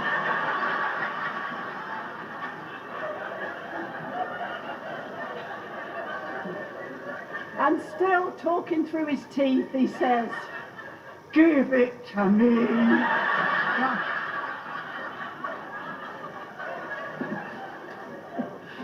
And I have to hand it over to my husband, and I feel about that tall. I feel like a little schoolgirl who's got it wrong yet again. And anyway, after one of these joyful journeys, I wrote my husband a short tribute, which I would like to perform for you now.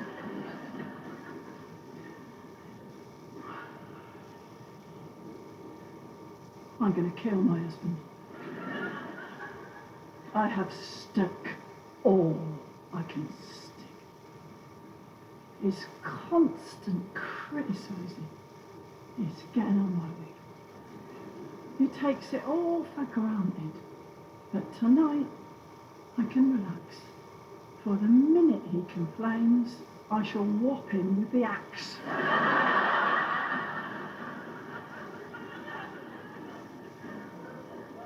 Yes, I'm going to kill my husband. You may not think I've got the right, but he snores as well. And I should know I'm with him every night. With this irritating, steady rhythm, whistle, snore, and snort. Well, tonight he's going to stay asleep. For longer than he thought.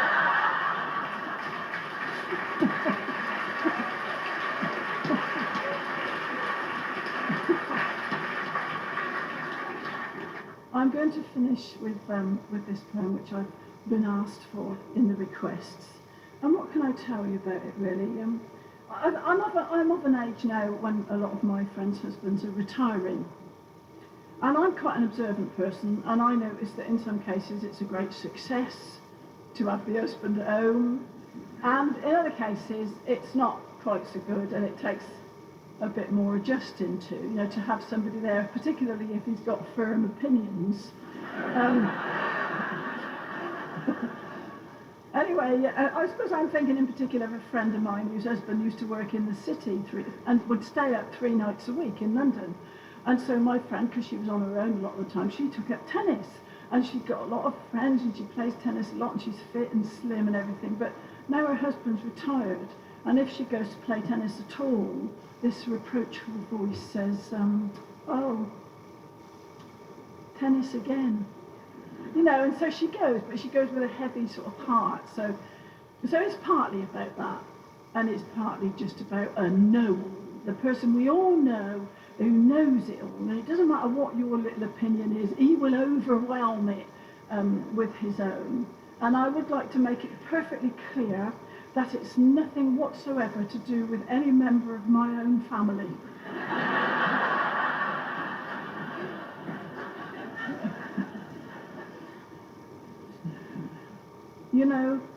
This world is complicated and imperfect and oppressed. And it's not hard to feel timid, apprehensive, and depressed. It seems that all around us tides of questions ebb and flow, and people want solutions, but they don't know where to go. Opinions abound, but who is wrong and who is right? People need a prophet, a diffuser of the light, someone they can turn to as the crises rage and swirl, someone with the remedy, the wisdom, the pearl. Well, I should have asked my husband.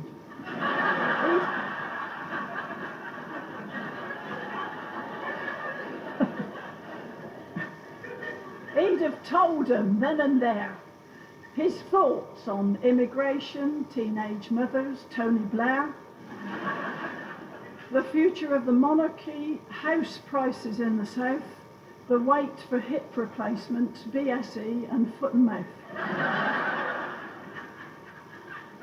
Oh, they should have asked my husband. He can sort out any mess. He can rejuvenate the railways. He can cure the NHS. So any little niggle, anything you want to know, just run it past my husband, wind him up and let him go. Congestion on the motorways, free holidays for thugs, the damage to the ozone layer, refugees, drugs. These may defeat the brain of any politician bloke, but present it to my husband, he'll solve it at a stroke. He'll clarify the situation. He will make it crystal clear. You'll feel the glazing of your eyeballs and the bending of your ear. Corruption at the top, he's an authority on that, and the mafia, Gaddafi and Yasser Arafat.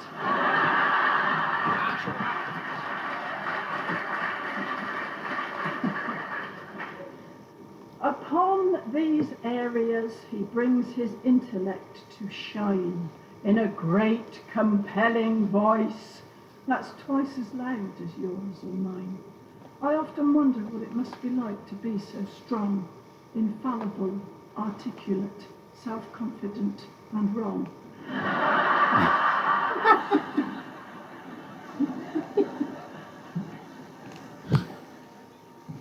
When it comes to tolerance, he hasn't got a lot. Joyriders should be guillotined and muggers should be shot. The sound of his own voice becomes like music to his ears, and he hasn't got an inkling that he's almost a tear. Oh, it's relentless, it's unstoppable. This morning we'll have had his appraisal of the current situation in Baghdad, the curse of GM crops. We're playing God, the future's grim. They call them Frankenstein foods. And it certainly worked for him. See, normally it washes over me.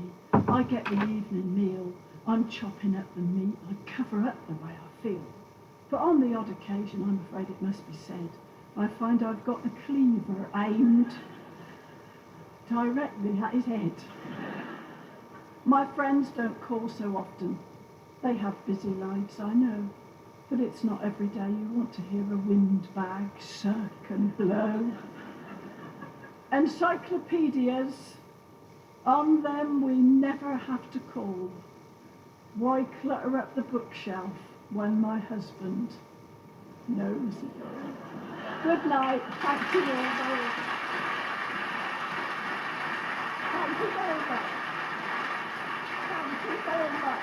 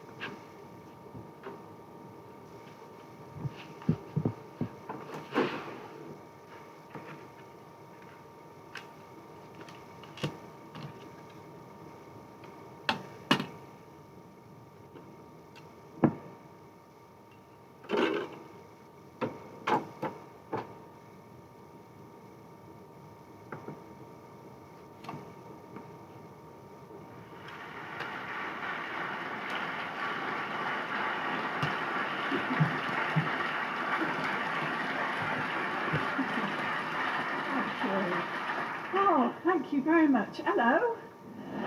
How are you? Oh, good. Well, it's very, very nice to be back here in the Everyman, and thank you very much for coming along to spend your evening with me. I'm going to talk about myself a little bit, because people always say two things to me when they see me. First, they say, "Aren't you tall?"